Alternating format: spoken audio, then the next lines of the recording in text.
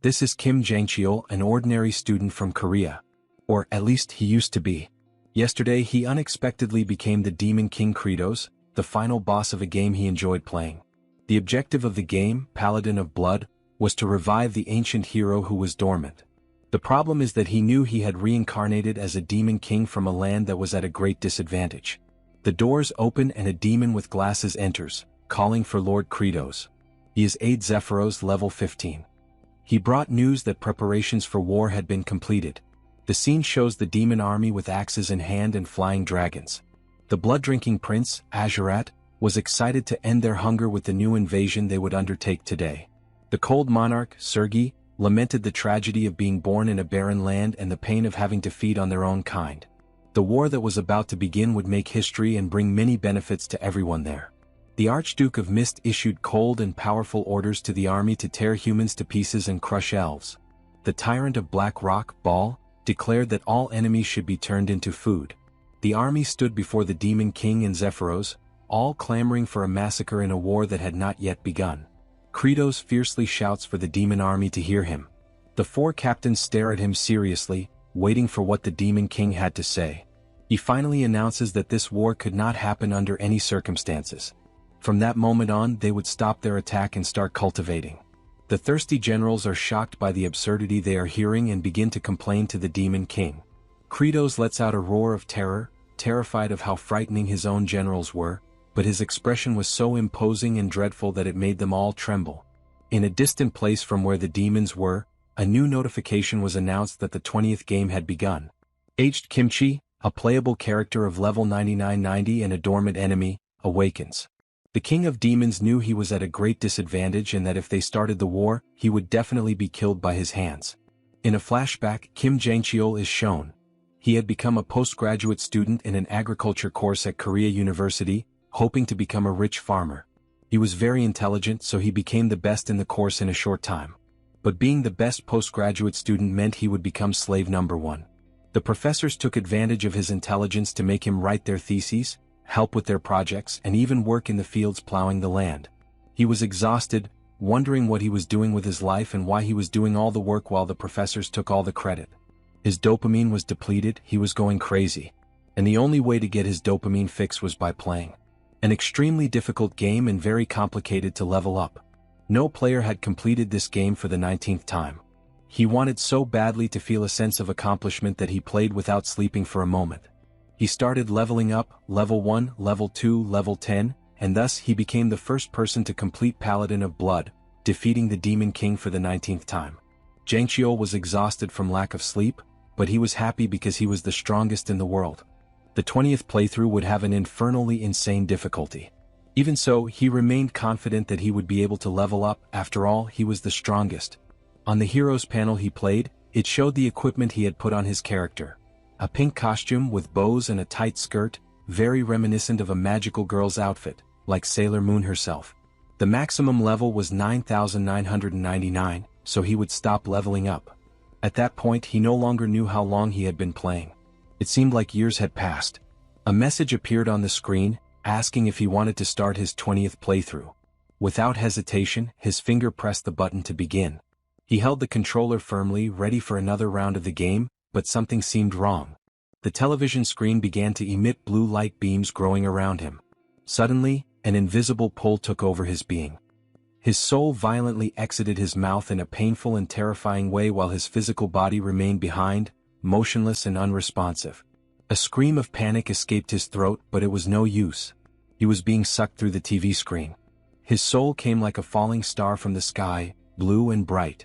Jang-cheol, suspended between that strange threshold, felt a deep confusion take over him as he fell.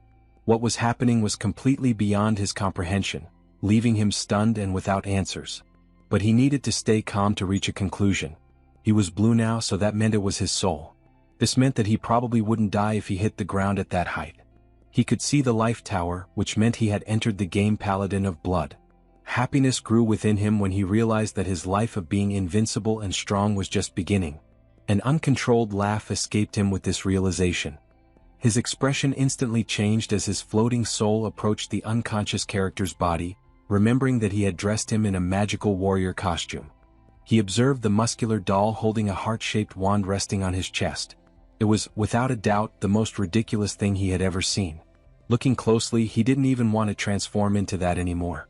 At the same instant, with the same force as before, his soul was sucked in and sent to possess the Demon King Kratos, the final boss of the game he had already defeated countless times. The flashback ends and shows Kratos on his throne, consumed by frustration. If he hadn't had that idiotic thought after looking at aged Kimchi, he would have become the most powerful character of all. But no, he had to be stupid. A complete idiot.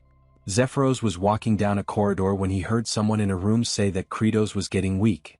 This would be the reason he seemed so scared and ordered the attacks to stop. Inside the room where the voices were heard were the four generals. Azurat proposed that they join forces and cut off Kratos' head, just as he had taken the reign from the old demon lord. In the end, they would divide the power of the throne among themselves. The Archduke of Mist then reminded them that, if they were mistaken and Kratos was not getting weaker, two of the four would certainly suffer fatal injuries or even die. Sergei hinted that they could try, as long as Azurat offered to be the group's shield. Ball says he is hungry. Azurat raised the possibility that he indeed had evidence of the demon lord's weakening. Sergei confirmed what should be done in that case, which would be to kill him. None of them showed hesitation. They were thirsty for it, with demonic smiles on their faces. Meanwhile, Zephyros heard everything through the gates of the room. Later, Zephyros appeared before Kratos with a worrying report. The army's morale had plummeted drastically. Cases of soldiers attacking and devouring each other became more frequent, and some even abandoned the demon land without warning. The four great demonic generals were furious. They said that Kratos had weakened and that they planned to join forces to cut off his head. Kratos remained seated on his throne, but concern had already settled in his gaze. Kratos realized that if the four attacked together, he would certainly die. He knew that if he appeared weak, he would have no chance. He thought of aged Kimchi. Without possessing him, he was just a corpse. Given this, he concluded that advancing directly into the human world would be the best option. Zephyros then revealed a red sphere, saying it was a record from the Paladin's tomb, sent by General Ogmia. In the video, aged Kimchi appeared delivering several merciless blows against a demon who desperately begged him to stop. He approached in silence, causing the creature, consumed by fear, to wonder what he would do next. Without hesitation, aged Kimchi plunged his thumbs into the demon's eyes, who let out a sharp scream of pain. Kratos broke out in a cold sweat as he thought about it. That scene seemed more like an insane staging than a fight, and he absolutely did not want to cross paths with aged Kimchi. He needed to stay where he was, no matter the cost. If he continued at that pace, he would end up looking weak or opting for surrender, and the four great demonic generals would kill him. But if he tried to flee to the human world, aged Kimchi would tear out his eyes and kill him anyway. He wondered desperately why he had ended up inside that game.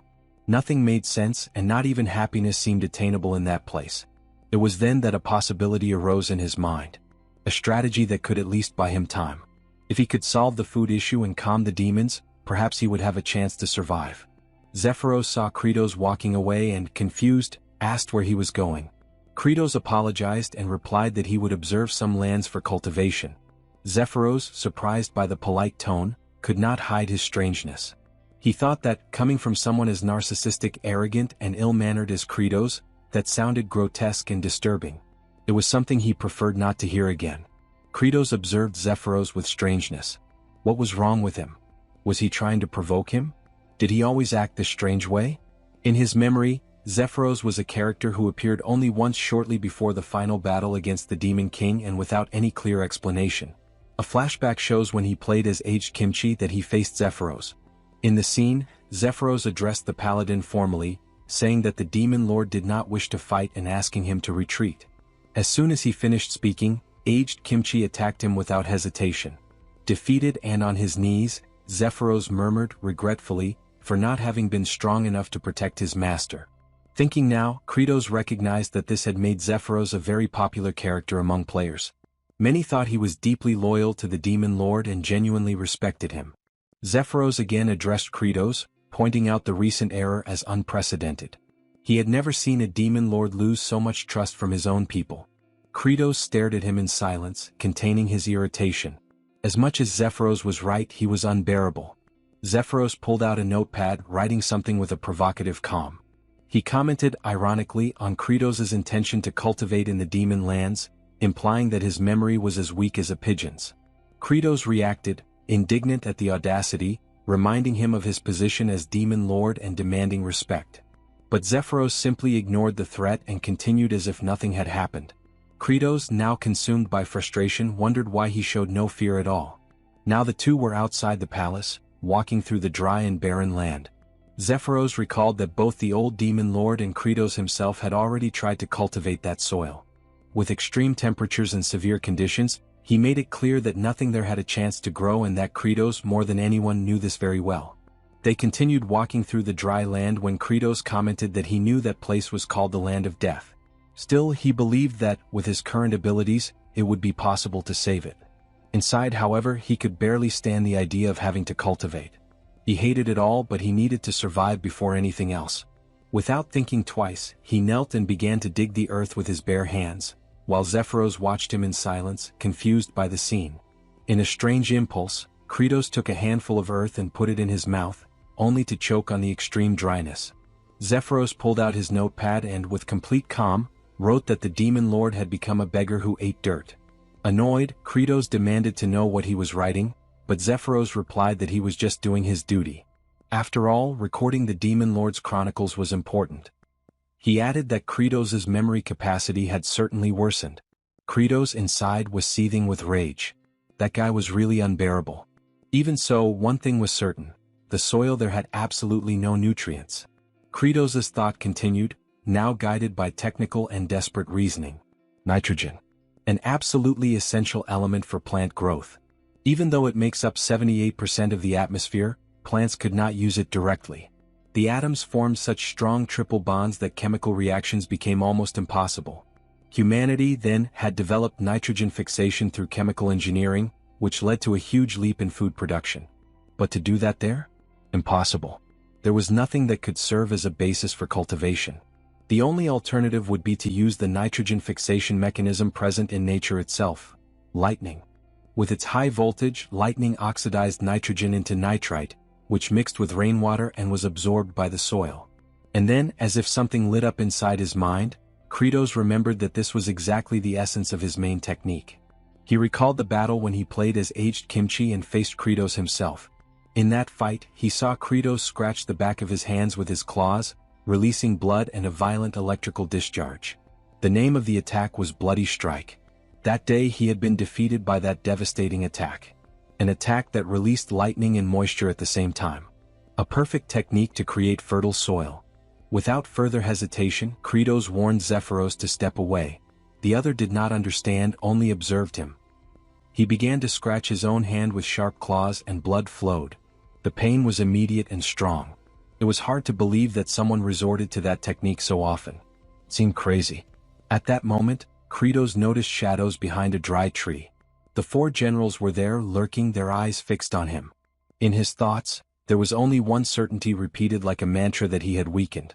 Scared, Kratos let out a scream. Zephyros, beside him, merely coldly confirmed what everyone already knew. Kratos began to put the pieces together. This could only be a plan, and that Zephyros was an assassin trying to provoke him and then kill him. But even so, he thought that was better than just waiting for death. He advanced, scratching his own hand with even more force. Blood flowed profusely. Pain took over his arm. But nothing happened. The blood fell on the dry ground and remained there without causing any reaction. He tried to stop the bleeding, pressing the wound. That's when he heard a voice behind him, calling him. It was one of the generals, asking if he was feeling ill, while the others smiled and wielded their weapons. Kratos looked at them, consumed by fear. He knew he was cornered. The scene then changed. Aged Kimchi observed the horizon. Before him, the line separating the human land from the forgotten land of demons. There was something familiar there. He vaguely felt memories of a past life. It was as if he had already lived that more than 10 times. Always following the same path, driven by an invisible force. The call of duty. But now that had disappeared. He looked at his own hand, waiting for an answer. The call of duty was silent. What was left to live for now? On the screen, information appeared above his silhouette. Aged Kimchi NPC level 9990. Then, without any reason to move forward, Kimchi turned back and went his own path. Kratos stood face to face with the demon generals with frightening smiles. Azurat questioned Kratos about the demon rule, saying that the strongest is the demon lord. Kratos broke out in a cold sweat as he thought that all of them were frightening and incredibly strong. He was even unable to use an ability and wondered if he would die. Azurat found it strange that the demon lord was trembling and thought about the incredible pressure, since the fight hadn't even started, but he was already gathering so much strength that his body trembled. However, a smirk appeared on his face. Then he questioned if he could defeat the 4 generals in the state he was in. Azurat looked back and realized that the other generals had retreated, hiding again behind the dry tree. The surprise made him question internally the reason for that. Meanwhile, the generals, observing from afar, just waited, determined to intervene only if they saw a real opportunity for victory. The idea of facing Kratos alone began to make Azurat nervous. Without warning, Zephyros intervened. With a firm voice, he declared that, according to the ancient tradition of demons, all battles should be to the death, with no possibility of surrender. The sudden formalization of the combat caught everyone off guard. Kratos reacted in panic, shocked by the speed with which everything unfolded. Azurat, equally desperate, tried to protest, but it was too late. Azurat firmly wielded his weapon, trying to contain the nervousness that threatened to invade his mind. He knew that his opponent was weakened and that this was his chance. Kratos, on the other hand, was seized by panic, unable to think clearly about what he should do. For a brief moment, he remembered the moment he had raised the throne with his own hands. When he did a strength test. In the end, he realized that he was strong, yes, but not strong enough to boast. Suddenly, Azurat advanced. His movement was fast. Kratos was caught by surprise, but in the next instant, something awakened in his mind. He knew he had seen that blow before, but he couldn't remember for sure. At the moment the blow was struck, Kratos managed to dodge. Even without immediately understanding how he had done it, the memory emerged. He had seen that movement before when he was playing. Kratos remembered that at the time of the attack, Azurat's left foot was turned outwards. It was a clear clue that the attack was a thrust. It was exactly the same movement he knew from the game. And that's what saved his life. Hartok commented to Sergei about Kratos' expression when dodging the attack, remembering how he seemed ready to counterattack and tear off the enemy's arm.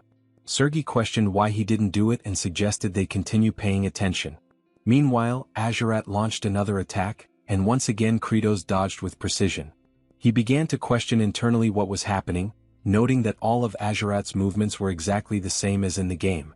The memory took him back to when he was still human, playing as aged Kimchi, and his character had to fight Azurat for the first time in that game. At that moment he had been completely impressed. He wondered if that enemy could really be defeated. He was fast, applied offbeat blows, and still had a wide range of attacks. He had died several times. He only managed to defeat him for the first time on the 128th attempt. In the next 19 playthroughs, however, he managed to completely turn the game around, to the point of humiliating him with a streak of victories without suffering a single blow. Azurat launched another attack against Kratos, but again without success. Kratos, while dodging with ease, felt a growing joy. His face radiated an insane happiness, mocking Azurat's frustration, whose blows could not hit him. The other 3 generals began to worry. They realized that Kratos was not only at an advantage but seemed to enjoy the situation, laughing at Azurat's futile effort and feeding on the opponent's humiliation. As Azurat clenched his teeth in frustration, Kratos experienced a sense of relief. Although he still knew that this did not mean guaranteed victory, something essential had ignited in his mind. He had understood that that world followed the same rules as the game he understood well. At that exact moment, a translucent blue window appeared before him with a clear message, identifying him as Kim Jang-cheol and confirming that he had understood one of the fundamental rules of that world. Surprised, he observed the floating balloon. It was like those he used to see in webtoons. Soon after, a new message appeared, informing him that he had managed to dodge enemy attacks with high concentration. Azurat advanced at high speed, consumed by intense fury, aiming directly at Kratos. In the next instant, a new message appeared before Kratos' eyes, informing him that a part of the system reserved for playable characters had been unlocked. Soon after, another notification appeared, revealing that the aiming function had been activated. Surprised by the sudden change, Kratos realized that a mark had appeared in his field of vision, indicating exactly where he was looking. He immediately understood that it was the aim used for special abilities. Without hesitation, he began to scratch his own hands with his claws, making blood flow. Then, he threw the blood upwards and a sphere of electricity appeared and hit Azurat squarely. The reaction was immediate. The generals, observing from a distance, showed surprise and tension. Demons around, who had already gathered to watch the combat, began to cheer and acclaim Kratos with enthusiasm. Azurat was on his knees before Kratos, the burned remains of his clothes barely covering his body marked by cuts that still sparked with traces of electricity. Smoke rose from his wounded skin. Kratos observed, surprised that he was still alive after the blow that, in the game, meant instant death. He knew that Azurat had extraordinary recovery and would soon regain his energy, which he could not allow. Without hesitation he launched the same ability repeatedly, giving no time for reaction. The impact of the attacks was so intense that the three generals watching from a distance trembled at the scene. For the demon generals, it was clear that Kratos was not trying to kill Azurat immediately, but rather to inflict pain that would prevent him from recovering. Azurat, now thrown to the ground, enveloped in smoke and completely vulnerable. And yet he did not die. Faced with the impasse, an unexpected notification appeared for Kratos. The system informed him that all of Azurat's clothes had been removed, leaving him completely naked. Surprise took over him when he realized the random and uncomfortable nature of the message. Before he could react, another notification appeared, informing him of the unlocking of a new system, the armor removal system from the inventory. Kratos opened the armor inventory on the floating screen that appeared before him, hoping to find something useful. However, he realized that there was only what he was already wearing, nothing else he could use at the moment. He turned his eyes to Azurat, assessing the situation, and concluded that he needed to get rid of him first. He knew he didn't have enough strength to kill him and that the opponent's regeneration capacity was high, so he would inevitably recover in some time. At that instant an idea occurred to him. Since Azurat was not yet dead, it was still possible to target him. He thought of continuing to fire his bloody attacks and had an epiphany. He would repeatedly use bloody blows and infuse the soil with large amounts of nitrogen. Upon realizing the viability of his plan, he felt overwhelmed by exaggerated confidence, convinced that he had found the perfect solution to the problem with the barren land. Kratos looked at the generals while his body trembled. He was convinced that the fear on their faces was because of him. He decided to put this idea to the test. He called Sergei and received confirmation that she was listening. Then he ordered her to tie Azurat firmly. Sergei was surprised and thought he was trying to humiliate both her and Azurat by making her tie up a naked man. The first step of the plan was to prepare the lightning rod. Azurat was tied with his arms outstretched to a log. He was unconscious until, suddenly, he awoke electrically as if taken by a discharge. His recovery was complete, and he exuded fury, certain that his enemy had weakened and determined to cut off his head. Kratos launched another bloody strike at Azurat, initiating the second stage of the plan. With this, he intended to oxidize the nitrogen in the air into nitrite. Then he addressed Hartok with a precise instruction. Hartok, confused for a moment, pondered the intention behind the request, considering that perhaps Kratos wanted to make the environment more humid to intensify the effects of the lightning. He found it creative and even instructive. Hartok then crossed his arms and began to generate the dense mist needed to cover the entire area. The third stage of the plan was to spread this mist, while the fourth was to repeat the attack. Kratos did not stop launching attacks, even with the intense pain caused by using his own blood. The generals watched in silence, impressed by the uninterrupted sequence of blows. Taken by an almost disturbing animation, Kratos reflected on the possibility of transforming that land into fertile soil with the infusion of nitrogen. The idea of an abundant harvest excited him, and he laughed as he continued launching more and more attacks. Mist, electricity, and blood mixed in a continuous spectacle. After some time he stopped the attacks and took a handful of earth in his hands. He judged that it was enough to continue with that methodology to enrich the soil with nitrogen. The next step would be to improve the quality of the land. He considered that loose, monovalent structured soil did not allow oxygen entry or water drainage. For cultivation, granular and crumbly soil would be ideal. Therefore he knew that what he needed to create now was fertilizer. Kratos turned to the generals and ordered everyone to bring shit.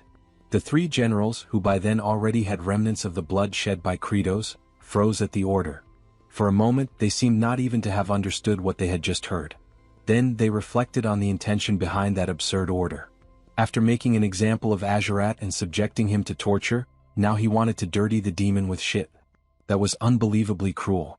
The scene changes to a vibrant forest, full of life and dense vegetation. Aged Kimchi walked in silence when he heard voices coming from behind a bush. Approaching cautiously, he found two men asking for help. One of them had a broken leg immobilized with sticks. He explained that they had been attacked by goblins. Both begged for help, promising rewards in return. Aged Kimchi just watched them in silence without giving any immediate response, which made them even more nervous. Despite saying he posed no danger, the two couldn't help but think that this stranger seemed anything but trustworthy. Without waiting for a reaction, Aged Kimchi approached the injured man and lifted him onto his shoulders. Then, he looked at the other man and indicated that he should lead the way. The man nodded and the three followed through the forest. During the journey, the injured man introduced himself as Rivage Asheran, an emissary, and introduced the other as his servant, Diol Frontera, and wanted to know who was helping them. Aged Kimchi's answer was simple and enigmatic. This was something he himself still needed to discover. Back at the demon stronghold, the trio of commanders appeared exasperated. Hartok questioned how they were expected to simply produce feces. He sarcastically suggested if they were meant to create it on demand. Sergi shouted in dismay, appalled, revolted, and clearly overwhelmed. She spiraled into panic. Bal admitted he hadn't eaten in a considerable time and thus couldn't contribute. He speculated that Sergi was equally incapable. She snapped at him, refusing to discuss such matters. Hartok, unwilling to donate his own waste, proposed a more aggressive solution, coerced the lower-ranked demons into providing it. Soon after, in a demonic village, a desperate creature pleaded with them not to proceed. The unfortunate soul protested that he couldn't relieve himself while being observed. He begged them to step outside. Another soldier retorted that similar requests had been made before, yet no progress had been achieved. Hartok grew impatient, demanding results. He confirmed with the demon that, despite all effort, there would be no outcome. The creature confessed he hadn't eaten in days. Frustrated, Hartok seized the demon, summoning his power. He thanked the poor thing for the accidental inspiration. He attacked him, eliciting a painful cry. The assault was cut short when Bal intervened, gripping Hartok's wrist. Hartok asked what the interruption was for. Bal clarified that piercing the abdomen would be fatal, eliminating any chance of obtaining the needed material. He explained that the demons must remain alive to yield the waste required. Hartok released the demon and, surprisingly, praised Bal's insight, especially coming from someone like him. Yet, he followed with a threat, suggesting they feed the villagers Bal's flesh to stimulate production. Bal prepared to retaliate. The captive demon trembled as tensions escalated. Hartok and Bal were moments away from clashing when a powerful voice roared across the area, demanding an explanation. It was Kratos. A single application of Bloody Strike sent both to the ground. Infuriated, he reminded them that humans weren't the only beings capable of defecation. His irritation was palpable. He proceeded to inform them that excrement lacking nutritional substance held no utility. What they required was waste matter rich enough to serve as effective compost. Zephyros, perplexed, inquired about the meaning of compost. Kratos clarified that it referred to a component that delivers nourishment to the soil. Typically, such compost is formulated using wood ashes, unwanted vegetation, dirt, broken eggshells, and poultry droppings. For the ashes and weeds, they could repurpose the abandoned homes they had encountered earlier. The complication arose with sourcing eggshells and bird waste. Suddenly, a memory surfaced. He instructed Zephyros to fetch the territorial map. Once unrolled upon the surface of a table, it confirmed his suspicions. It was the identical layout he had encountered within the confines of the game. This meant that if he reached a specific location, he should be able to locate what he sought. He was referring to the nesting grounds of the infernal seabirds. In the game environment, flocks of them populated the area extensively. It implied that these creatures absorbed abundant nutrients from the lands of humans, and subsequently deposited both their excrement and eggs in that territory. Kratos considered it an ideal collection point. Zephyros hesitantly asked if the demon sovereign truly intended to gather waste from the seagulls. Kratos acknowledged the accuracy of the observation. Zephyros then disclosed the name of the area, the Cliff of No Return. There were no platforms or resting points, and anyone unfortunate enough to fall would be consumed by violent tides. Kratos confirmed that he was already aware of those hazards. The reason such a place was beyond player reach in the game was because it lacked systematic access. But in this reality he was confident in his ability to scale it. Upon arrival, the scene was unforgiving, Surging waves and towering stone columns dominated the surroundings. The commanders were bewildered by their liege's intentions. Many had attempted to hunt those seabirds in the past. Each endeavor had ended with the hunters succumbing to the sea's wrath. Kratos explained his strategy. He would ascend the cliff and hurl down a sack filled with excrement and eggshells. He commanded the generals to ensure it would be caught. If successful, everyone would have sustenance. Ball stood in silence. In his mind, he recalled the gaunt demon Hartok had strangled earlier, along with the emaciated figures lining the streets. The ocean's surges remained relentless. As Kratos prepared to leap, memories of his 13th playthrough surfaced. He had tried countless methods to reach the peak. Hundreds of failed attempts, dying repeatedly, had defined that journey. But now he leapt, watched intently by the generals and Zephyros. His self-assurance was unwavering, because he had conquered this obstacle before by exploiting a game-breaking flaw. Gripping a protruding rock, he held so tightly that an indentation formed in the cliff's surface. The commanders and Zephyros stared, astounded. Without delay, Kratos summoned his inventory and unequipped every article of clothing. The sight left them stunned. Only portions of his form, his hair, his flexed arm muscles, and his rear, were visible. The group struggled to contain their amusement at the absurd image. Kratos pushed his weight off the ledge, needing to rotate his torso. Sergi flushed and averted her face. Yet even as she turned, her eyes flicked back with thinly veiled curiosity. It became apparent, she harbored intrigue regarding the demon lord's anatomy. Kratos proceeded to rotate his form, once again removing all garments. His bare backside appeared again. Then he twisted and re-equipped his outfit. Once more he spun and disrobed, exposing himself. He repeated this cycle of rolling and equipping. With each motion upward, he advanced closer to the summit. The repeated appearance of his rear became almost comedic in nature. And at last he reached the top. He stood firmly atop the precipice, clothed and composed.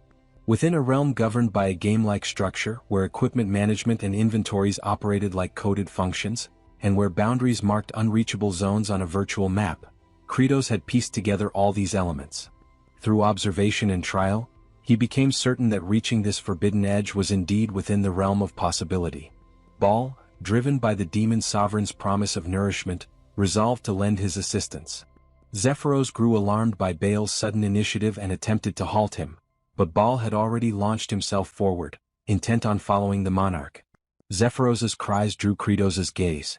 In a split second, Baal leapt, aspiring to emulate his liege. But the rocky surface offered no grip. Baal began to plummet. Thankfully, Kratos reached out and caught him mid-fall. At that moment, Kratos was bare-chested, only the upper portion of his form visible from behind the stone ledge, as he clung desperately to Baal's weight. To make it work, he needed to activate the same glitch that had allowed him passage earlier. His forearm veins bulged under the immense pressure. Baal's mass threatened to tear his limbs from their sockets. Inwardly, he questioned the rationale for saving someone like Baal, one of the four mighty generals who posed a potential danger to his rule. Wouldn't it be easier if the general simply ceased to exist? He voiced this internal conflict aloud, declaring that he held no obligation to rescue Baal. While gripping the general, Kratos' mind wandered back to a memory, a time when a peer, eyes red and voice cracking, had come to him for assistance. The professor had refused to accept this junior's paper, aiming instead to exploit the student endlessly for academic labor. The young man had pleaded with Kratos to speak with the professor, believing that the educator would heed the words of Jang Kyol, the most favored scholar. That youth had admired him. Since he was already serving as the top workhorse, perhaps the professor would be swayed. But fear had gripped him. He'd worried about jeopardizing his position, about placing himself in disfavor.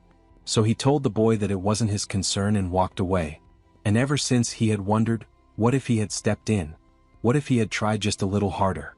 If he had pushed himself to his limits, perhaps the face that haunted him in memory would have worn a smile instead of despair. Now that same sensation welled up as Baal clung to him. In that moment of suspended peril, Kratos resolved to do what he hadn't done then. He clenched his jaw, braced himself, and shouted with all his might. His bones groaned under the strain. Summoning every ounce of his physical capability, he heaved the general upward, throwing Baal atop the cliff. The large figure crashed onto the stony surface. Meanwhile, Kratos cradled his fractured arm, pain evident in his posture. Baal, stunned, observed his sovereign's self-inflicted injury. The demon lord had risked his own well-being without necessity. Ball, overcome with emotion, questioned why. For a time, Kratos said nothing. Then, in quiet solemnity, he offered the reason. It was a choice that carried less pain than turning his back on those who relied on him and facing the regret of abandonment. Ball trembled. Moisture welled in his eyes. Within Kratos' thoughts, the act felt like redemption, something he should have done for that pleading junior. The regret of not assisting those in desperate need lingered in him, following him even across dimensions. At that poignant moment, a translucent system notification emerged. It stated that even while still not fully acclimated to the vessel of Demon King Kratos, he had exerted every fiber of strength. As a result, he had earned Baal's genuine gratitude, one of the 4 supreme commanders.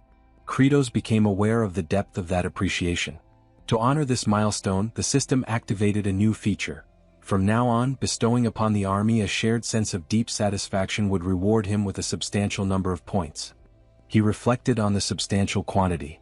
The system promptly notified him that the happiness point, or HP, accumulation feature was now active.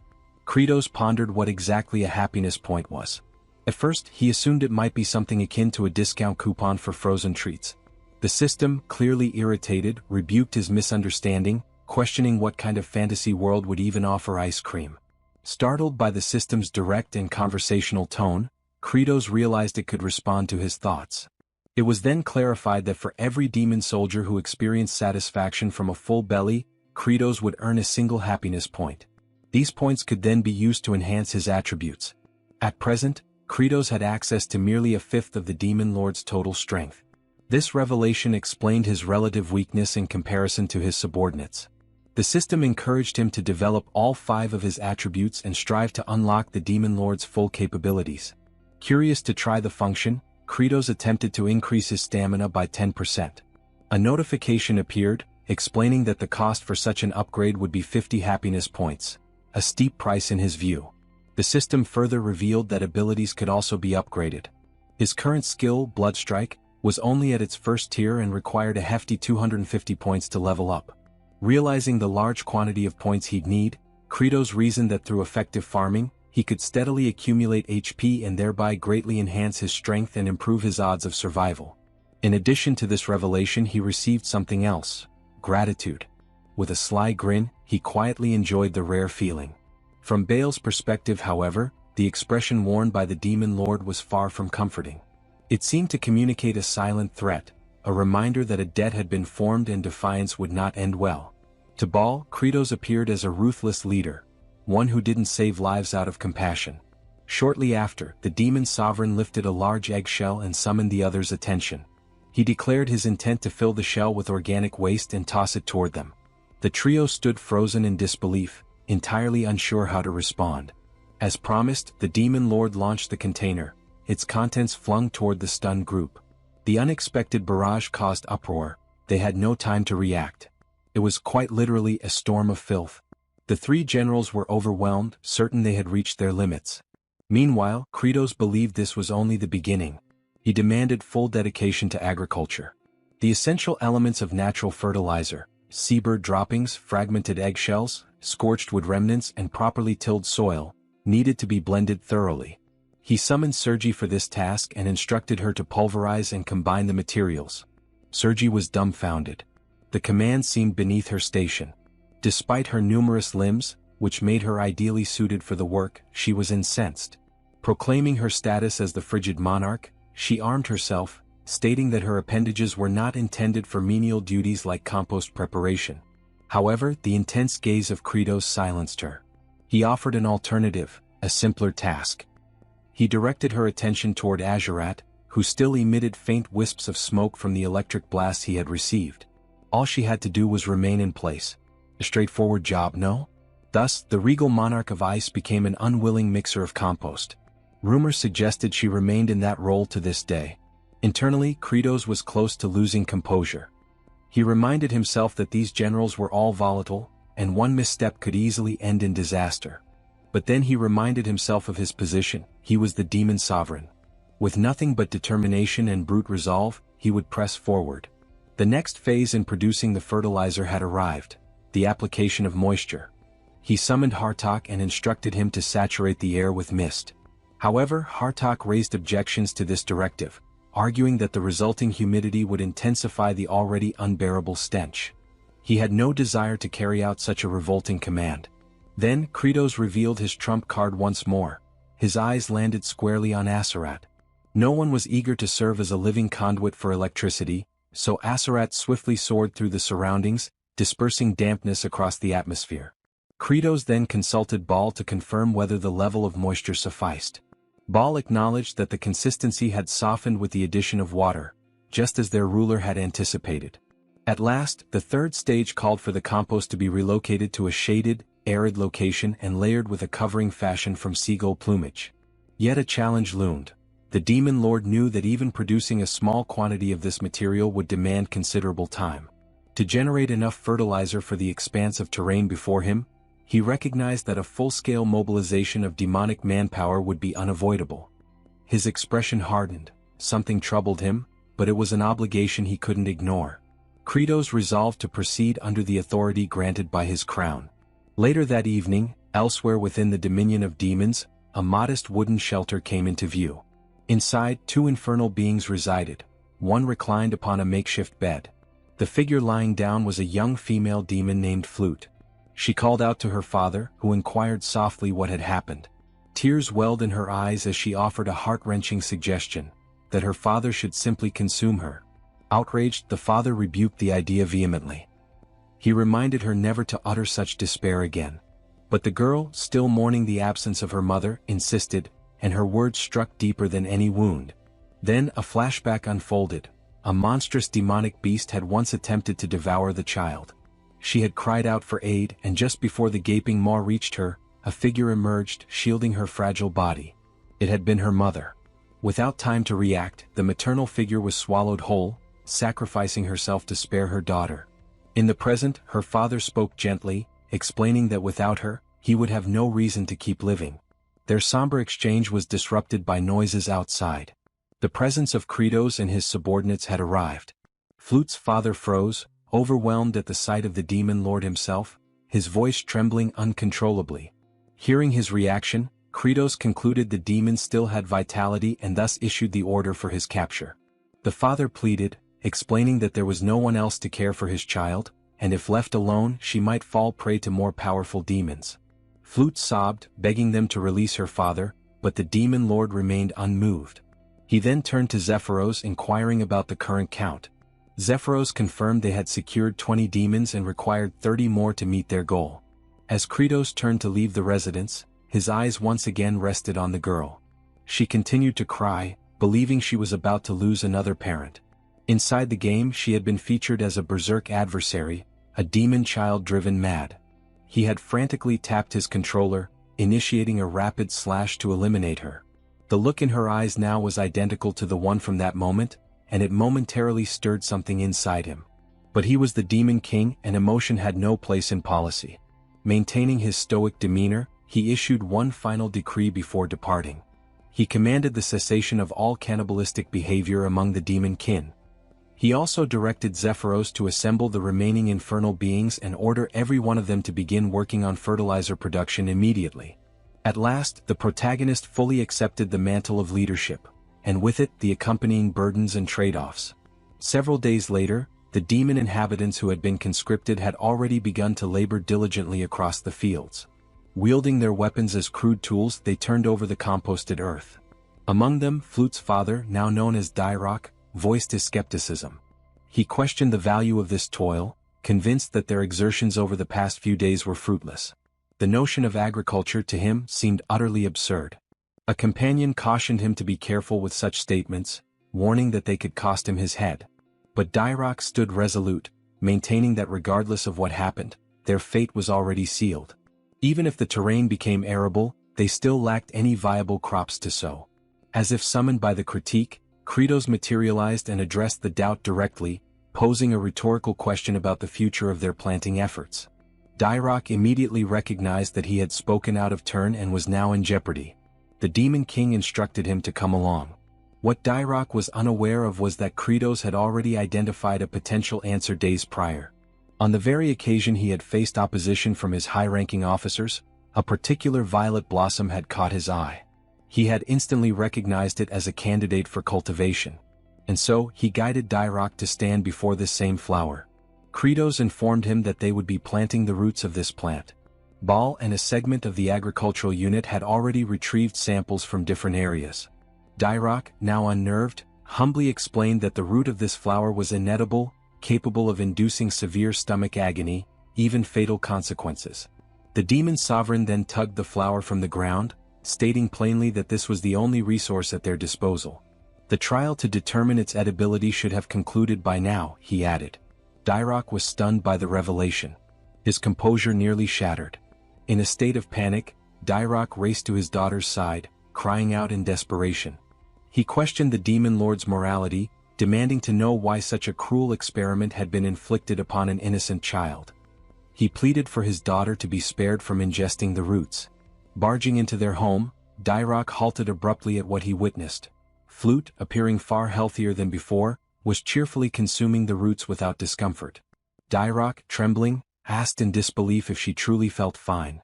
Flute affirmed that she did. She also mentioned that both Zephyros and Bal had fed her the same food the previous day, and she hadn't experienced any ill effects. At that moment, Kratos re-entered the scene and inquired whether Dairock had now come to trust him. In the past, Kratos explained, there had been humans from a distant region who had also managed to transform this very toxic vegetation into a safe food source. They succeeded in growing it and overcame their hunger crises.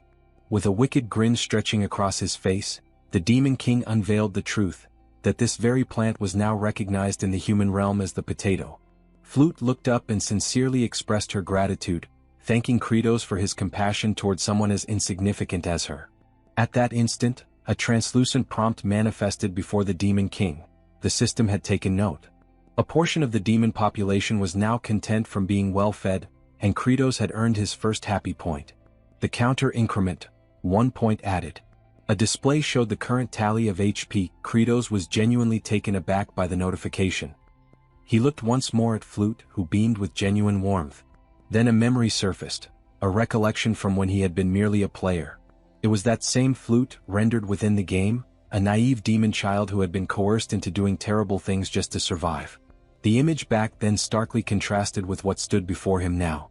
A faint smile crept across Kratos' face. He acknowledged to himself that, as a demon lord, perhaps he didn't always need to wear a stern mask. He smiled, awkwardly, perhaps grotesquely. But it was a real smile. Internally, he mused that a little demon like her just needed to eat well and grow up strong. Unfortunately, this sentiment was wholly misunderstood. His attendants misread his intentions, interpreting the look on his face as sinister. Bal, in particular, assumed the Demon King had ulterior motives, that he was merely fattening the girl up to devour her later. To him, Kratos was the embodiment of a truly malevolent monarch. Yet, unbeknownst to them, the expression Kratos had revealed was the one he had always hoped others would see, though it could not have been further from the truth. Following those events, it was revealed that the most remote location within the expansive dominion governed by the Demon Lord bore the name Chavain de Antir. The entire region was segmented into 5 distinct sectors, and this frigid expanse lay within the most secluded one. Temperatures plunged to icy extremes by nightfall, only to surge into sweltering heat during daylight, a climatic pattern reminiscent of the high-altitude terrain of the Andean Plateau. In historical accounts, inhabitants of the Andes often faced food shortages, leading them to consume wild tubers laced with toxins. But did such desperation lead to extinction? On the contrary, humankind exhibited a remarkable talent, the ability to transform harmful provisions into digestible sustenance. That very human ingenuity was now being emulated by Jeshiel, now recognized as Kratos, the reigning demon sovereign. Soon after, Dirac appeared and informed the Demon King that the tuberous roots had already been positioned across the cultivated terrain. In response, Kratos instructed Bal to pulverize them. Without hesitation, Bal launched himself high into the air, landing with tremendous force to smash the roots beneath his immense weight. Under such crushing pressure, those potatoes stood no chance of remaining whole. Bal's task was far from over, as he would be repeating this action throughout the entire day. Kratos had devised a meticulous process. The roots were to be frozen under the cold night sky for 5 consecutive evenings. Then, under the scorching heat of the day, they would be softened and subjected to Bal's powerful impact. This repetition, freezing, thawing, pounding, would extract the poisonous content and allow it to dissipate. Once this cycle had been executed enough times, the remnants would be dried, preserved, and lightly heated for consumption. Thus was created the Demon Realm's version of chunyo, wild potatoes rendered edible through careful preparation. The narrative returned to Kratos, who summoned Zephyros and instructed him to assemble the group of demons assigned to fertilizer production. Wearing a wicked grin, the demon lord declared that it was time for a break, snack time to be precise. He anticipated that his underlings would savor the food. As distribution commenced, the demons formed a queue, awaiting their share. Kratos announced that only 2 pieces would be allotted per individual due to limited supply.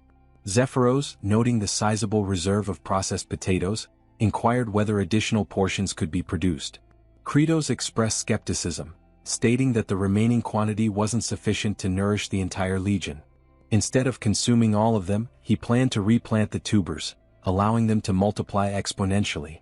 Moments later, as the wild potato portions were distributed, hesitation filled the air.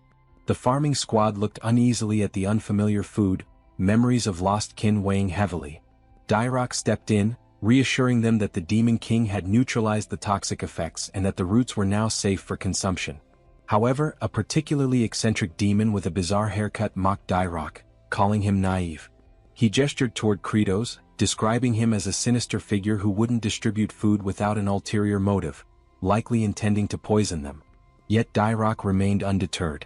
He boldly took a bite of the food. All eyes followed his chewing, their tension growing until he casually swallowed it. With tears brimming in his eyes, he shouted praise for the Demon King. The rest of the laborers, observing Dyrok's survival, promptly devoured their portions as well.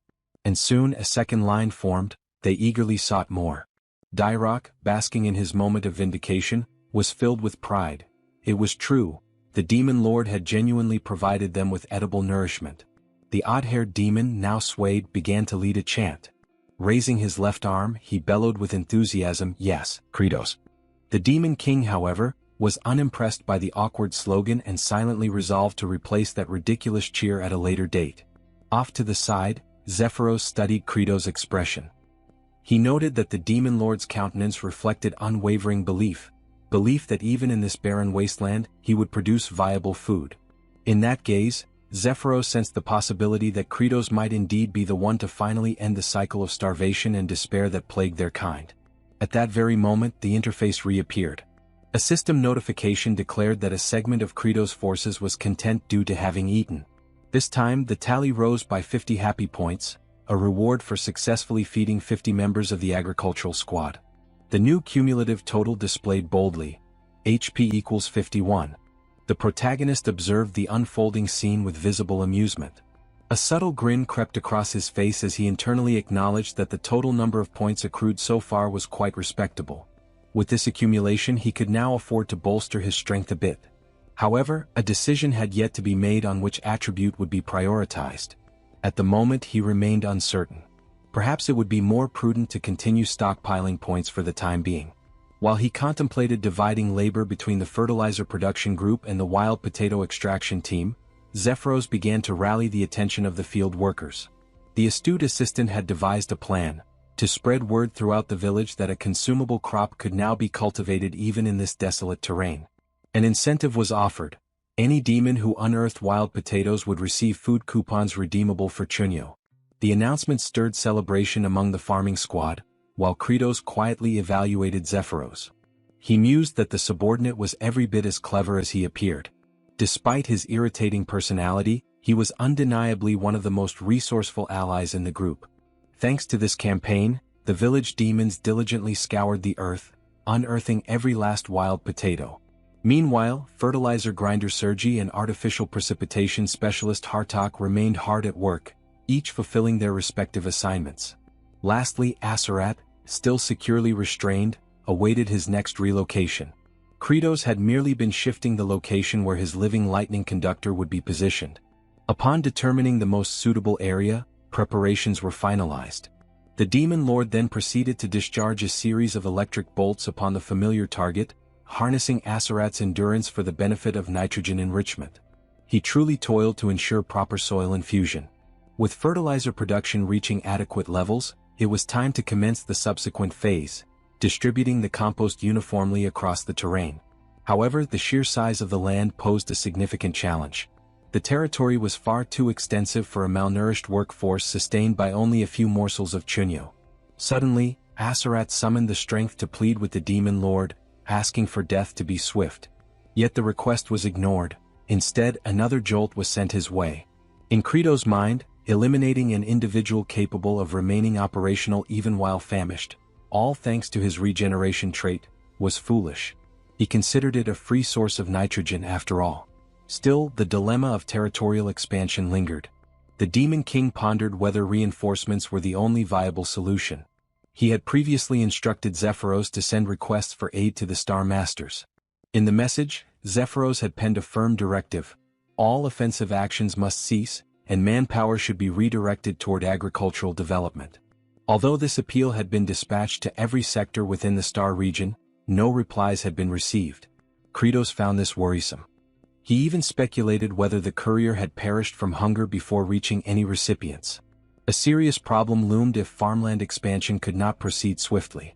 Elsewhere, in the realm of the demons, the first star zone, named the Cliff of the Dead, harbored its own developments. A servant knelt before his superior, relaying a reconnaissance report. Demon Lord Kratos had genuinely begun agricultural operations and seemed to have succeeded in creating edible sustenance. The master of this domain sighed, attributing Kratos' actions to fear, specifically fear of himself. This sinister figure, one whose power amplified with each demon's demise, interpreted Kratos' agricultural efforts as a tactic to halt both warfare and famine, thereby slowing his own growth. This elderly, Zeus-like entity was Saruthal, overseer of the First Star region and commonly referred to as the Father of the Dead. It was disclosed that his subordinate had already intercepted and eliminated the messengers dispatched to the other star sectors. In essence, the appeals for aid had been silenced, reaching no one beyond Saruthal's domain. The ruthless overlord was resolute: demons must perish from starvation. Only then would their corpses serve as nourishment for him and his forces. Saruthal declared his intent to exterminate Kratos and claim the demon throne for himself. He issued a critical mission to his adjutant, Fikimir. The order was simple yet grave: annihilate every vestige of Kratos' agricultural progress. With an ominous tone, Saruthal formally proclaimed war. Fikimir, ignited by the opportunity for conflict, bristled with excitement. Back at the location of the designated living lightning conductor, Asarat shuddered as a biting gust swept through the area. Fikimir eventually disclosed his presence. He remarked that Kratos was exceptionally cruel for reducing Asarat to a breathing husk, merely to serve as a deterrent to others. He then reassured Asarat not to fret, explaining that his superior, Saruthal, appreciated his fierceness and would gladly welcome him once Kratos was eliminated. Fikimir summoned his elite unit, phantasmal entities known as wraiths. With manic enthusiasm, he bellowed a command to obliterate the barren land beyond repair. The spectral soldiers lost no time and gleefully embarked on their destructive rampage. One of them stumbled upon the compost scattered across the ground, and in his typical cluelessness, Fikimir instructed them to fling the waste across the terrain, cackling in delight. He reasoned that the enemy might attempt to reclaim and reuse the manure, so it should be evenly distributed to prevent retrieval. With blind zeal, the wraiths dutifully worked the material into the earth, dispersing it so thoroughly that no visible traces remained. Fikimir's unhinged laughter echoed, while Asarat watched the ridiculous display with an expression of disbelief and silence. He could only exhale in resignation. He recalled Kratos' exact instructions about finely grinding the manure and mixing it deep into the land. Ironically, this very task was now being accomplished by Fikimir, who remained blissfully unaware of his contribution. In Asarat's mind, a lingering question arose: what exactly are these fools trying to accomplish? The following morning, just before sunrise, one wraith commented on the endless nature of their assignment. Nevertheless, his peers remained tirelessly committed to their labor. When he voiced his complaint, he was promptly scolded for slacking. They operated under the belief that if even a single corner remained untouched, the Demon King Kratos would transform it into farmland. The indolent wraith then questioned why Wraith number 2718, notorious for his laziness, was especially diligent on that day. The numbered wraith confessed to his typical slothful tendencies but noted that something felt different this time. Observing the meticulously worked earth, he admitted feeling pride, as though he had contributed to something meaningful. The lazy wraith was left dumbfounded. After clicking his tongue in annoyance, he declared that he too would be a fool for the day. He resumed tilling beside the others. Unexpectedly, the scene took a turn. So focused were the wraiths on their exertions that they lost track of time. When dawn broke, they had failed to retreat, and all perished beneath the morning sun. Yet they passed with contentment, gratified by their efforts. The once empty fields were now cultivated with purpose. All phantoms in the expanse had faded, except for Fikimir. With tears welling in his eyes, he mourned his comrades, proud of their dedication. He silently wished their souls would find repose and wondered with solemn anticipation how Kratos would respond to their unintended accomplishment.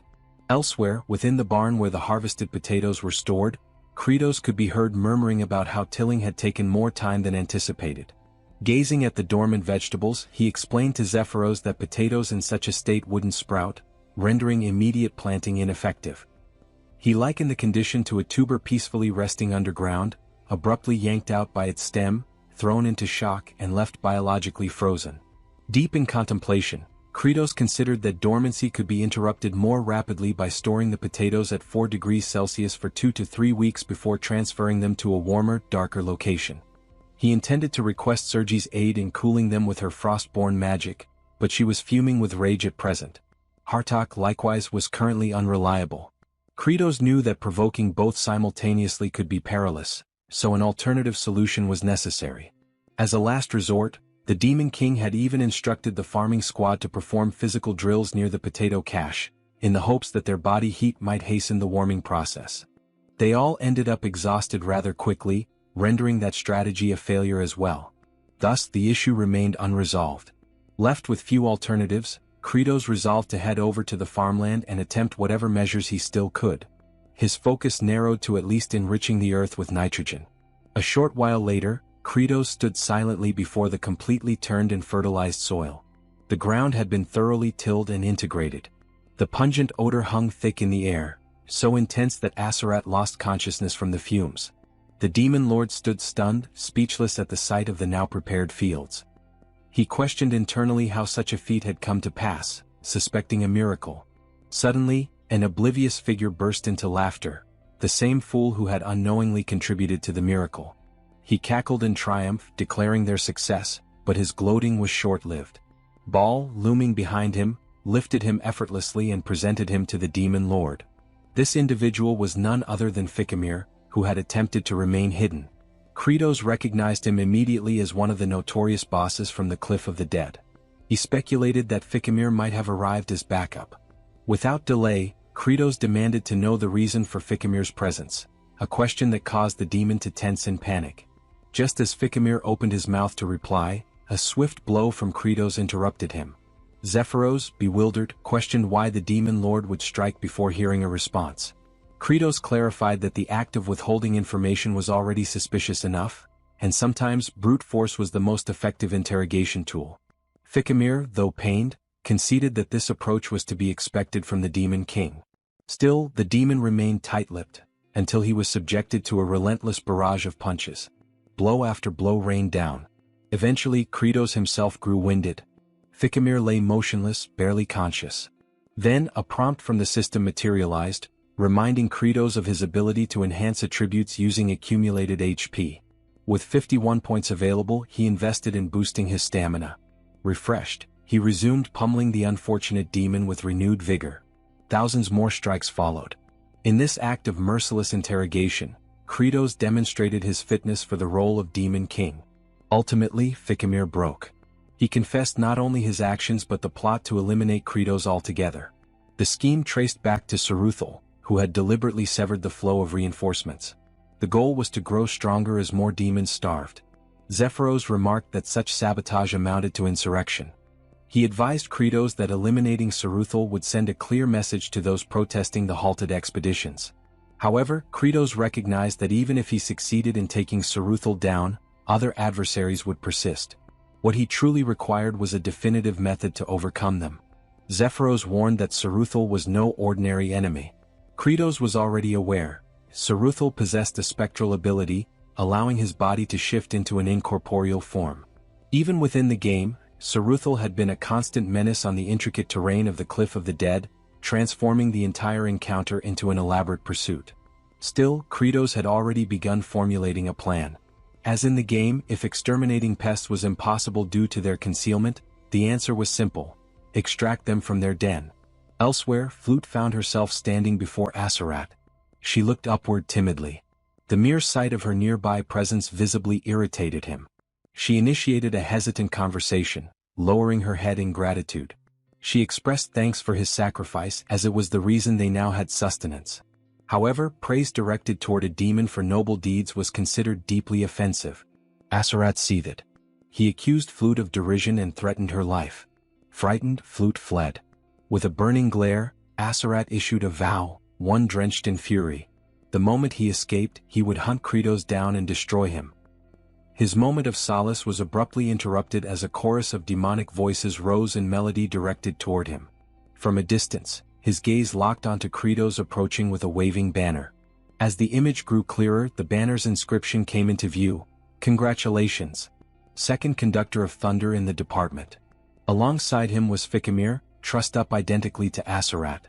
This unhinged entourage chanted jubilant hymns, as if commemorating the induction of a fresh recruit into their labor force. The agricultural detachment was gradually expanding its membership. Aserat mulled over the title of second conductor of thunder. Moisture welled in his eyes at the hopeful prospect of being released. The thought of finally being spared from being a perpetual spit-roasted avian stirred deep longing. Yet within moments, Fikimir was merely positioned adjacent to him. No soul even considered unfastening him from the pole. With fervor, Kratos erupted into bellows, activating his sanguine surge technique. Aserat's stomach dropped as the full weight of reality set in. Kratos intended for both of them to share the burden of lightning absorption. The pair, defeated in spirit, yielded to their fate. All the while, Saruthal observed from afar through his scrying orb. The notorious overlord shrieked with horror as his elite subordinate, Fikimir, was officially baptized as the next electro-grilled minion. The unsightly, celibate demon monarch persisted, unleashing strike after strike. Fikimir's wails echoed, his form writhing under the surges. Saruthal wept for his underling's torment. Still, Kratos showed no mercy. The thunder cracked. Fikimir's cries escalated, almost indistinguishable from unholy moans. He was beginning to show signs of perverse enjoyment. Surveying this grotesque display, Saruthal howled in protest. At that very instant, Kratos turned his attention sideways. There hovered the familiar reconnaissance specter from the game, a spectral avian clenching a crystal globe. This confirmed Saruthal's active surveillance. Rage simmered anew within Kratos. His adversary had not only sabotaged his crops, but was now watching with contemptuous amusement. He vowed to ensure Saruthal rued the day he meddled. By morning, young Fluck was seen burrowing around in the earth. Aserat monitored her from his constrained vantage point. He noticed the roughened texture of her palms. The roasted warrior questioned her motives. She meekly explained her desire to assist. After all, the Demon King, the 4 exalted generals, and every grown-up were toiling tirelessly in the fields. She longed to contribute. Aserat scoffed, branding her a naive, low-tier demon child. He grumbled that the idiot tethered beside him had already cultivated the patch she was digging. He suggested she direct her efforts somewhere useful. Hearing that, Fluck beamed with gratitude. She extended heartfelt thanks to Fikimir for tilling the field and offering himself as an additional lightning conduit. Fikimir's eyes glistened. Her words moved him. Suddenly the agony felt worthwhile. Aserat muttered under his breath that the man had officially gone off the rails. He mocked their agricultural ambitions in this forsaken land.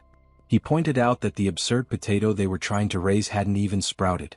According to him, unless the spud cellar was warmed, no buds would grow. He predicted starvation. Fluck took that statement to heart and dashed away, almost skipping with determination. Aserat rolled his eyes, convinced that a feeble demon like her couldn't change anything. At high noon, Zephyros expressed subtle unease about the demon monarch's scheme. He suspected that Saruthal was surely aware of their ambush. He doubted the commander would risk showing up to rescue Fikimir. Kratos, however, expected no such thing. He anticipated Saruthal would dispatch underlings first. The goal was to decimate every single one of them, to force Saruthal's hand. He commanded his forces to ensure no survivors remained. The cultivator battalion now stood sentinel around the second lightning pillar. As the reconnaissance wraith soared above, Saruthal sneered at Credo's strategy. He believed this idle vigil would prove fruitless. While admitting it was unfortunate for Fikimir, Saruthal remained fixated on one objective, crippling the harvest. He deployed his crop wraiths. And for the surprise of no one, they appeared at the heart of the potato deposit. Numerous reptilian phantoms emerged. Then, with no hesitation, the spectral invaders surged forward. Saruthal gave the directive to annihilate the entire stockpile of potatoes, ordering them to crush and obliterate every last one. The harvest phantoms stormed the storage barn. Unbeknownst to them, everything was unfolding exactly as Credos had foreseen. The crop specters found themselves startled. Positioned atop the structure, the demon sovereign awaited. With a sly grin curving his lips, Credos acknowledged their presence like a host welcoming guests to their final resting place. The ghostly intruders faltered, taken aback by the ambush. His mind drifted back to his initial encounter with these exact entities during his gaming days. Moments steeped in hopelessness. These were Saruthal's second-tier elite division.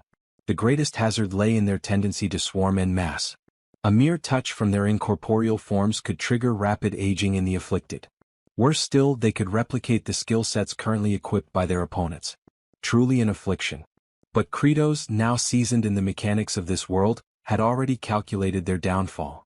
With a vicious sneer, he declared his readiness to roast the first of them. Lightning-based implements were their kryptonite. The specters realized they had walked into a trap and began to withdraw. However, Credos warned them that the real snare had only just begun. The ghouls glimpsed crimson streaks near the entryway, blood that Credos had deliberately smeared the night before.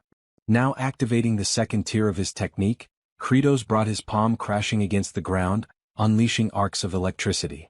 The current surged along the blood channels until it reached the door, where it surged upward like a net of lightning. The move, known as wide-range crimson discharge, electrified the entire vicinity. In that moment, the crop wraiths resembled writhing motes, floating helpless. The strike landed, eliciting their silent shrieks, even though they possessed no vocal cords. With their resistance neutralized, physical strikes now became effective. Credos summoned the cultivation regiment. These fierce warriors, long aching for battle, barreled into the fray with scythes and rakes so lethal they would intimidate any foe.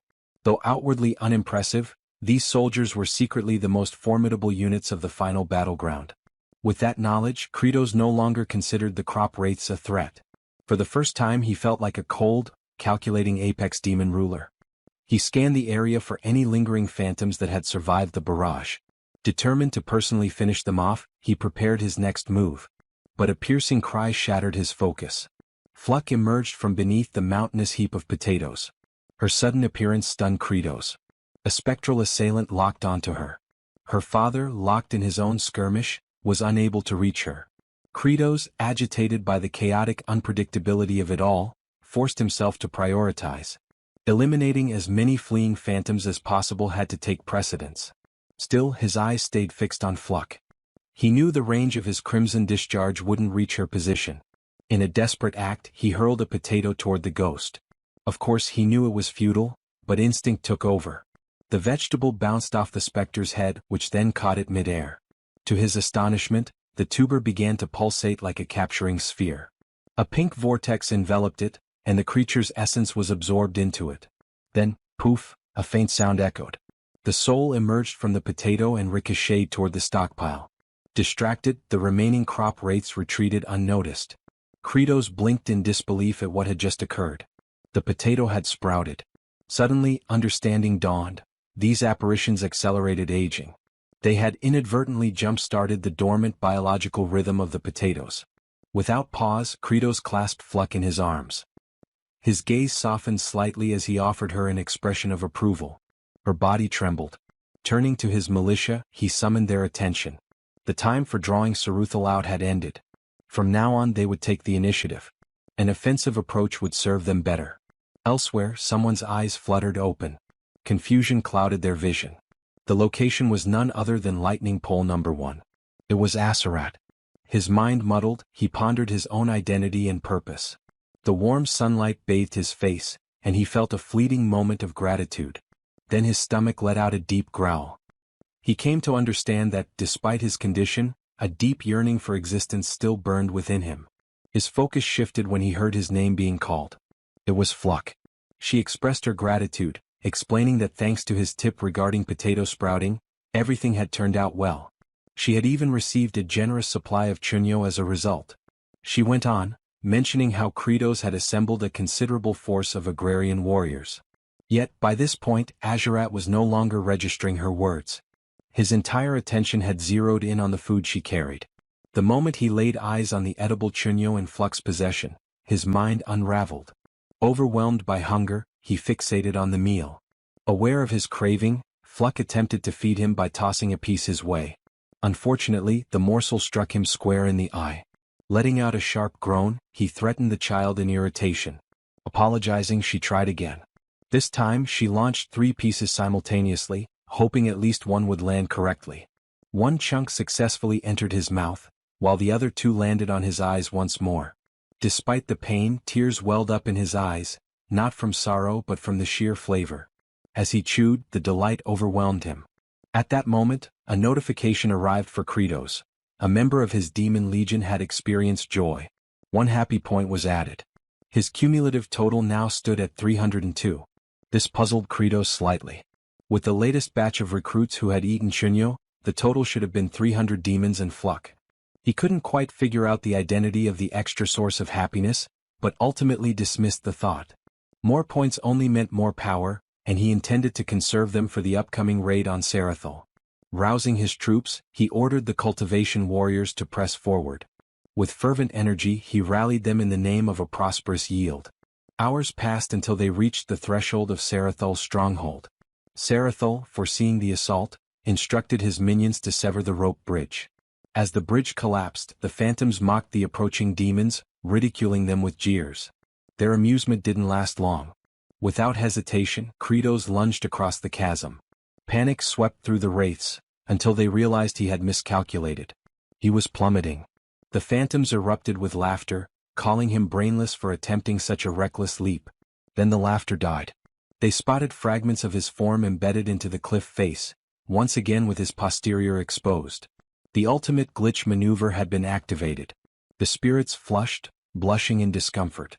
Slowly, Kratos began his ascent, turning once, turning again, revealing his backside with each twist. His expression remained grim and menacing. With a few more contortions, the demon lord reached the top. The specters, thoroughly unsettled, groaned in disgust. Kratos then gestured toward Zephyros, signaling the next phase of the operation. Zephyros gave a subtle nod in return. Kratos bolted inside. As per his calculated tactics, the food wraiths were expected to fear the potatoes. But by charging in unarmed and alone, he increased the odds they would fall for the trap. As predicted, Sarathol dispatched his food wraiths, believing the demon king lacked the cursed tubers. Any contact with him would be their triumph. The spectral attackers surged forward. Kratos initiated a concealed maneuver, his so-called quantum leap. A glitch-based strategy now branded with an impressive name.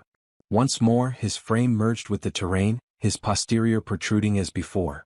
Then he vanished. The wraiths, unnerved, muttered about the bizarre nature of his movements, wondering when he gained the ability to phase through solid matter. They sensed him overhead. Lunging, they managed to grab hold of him. Victory seemed imminent, until he disappeared yet again.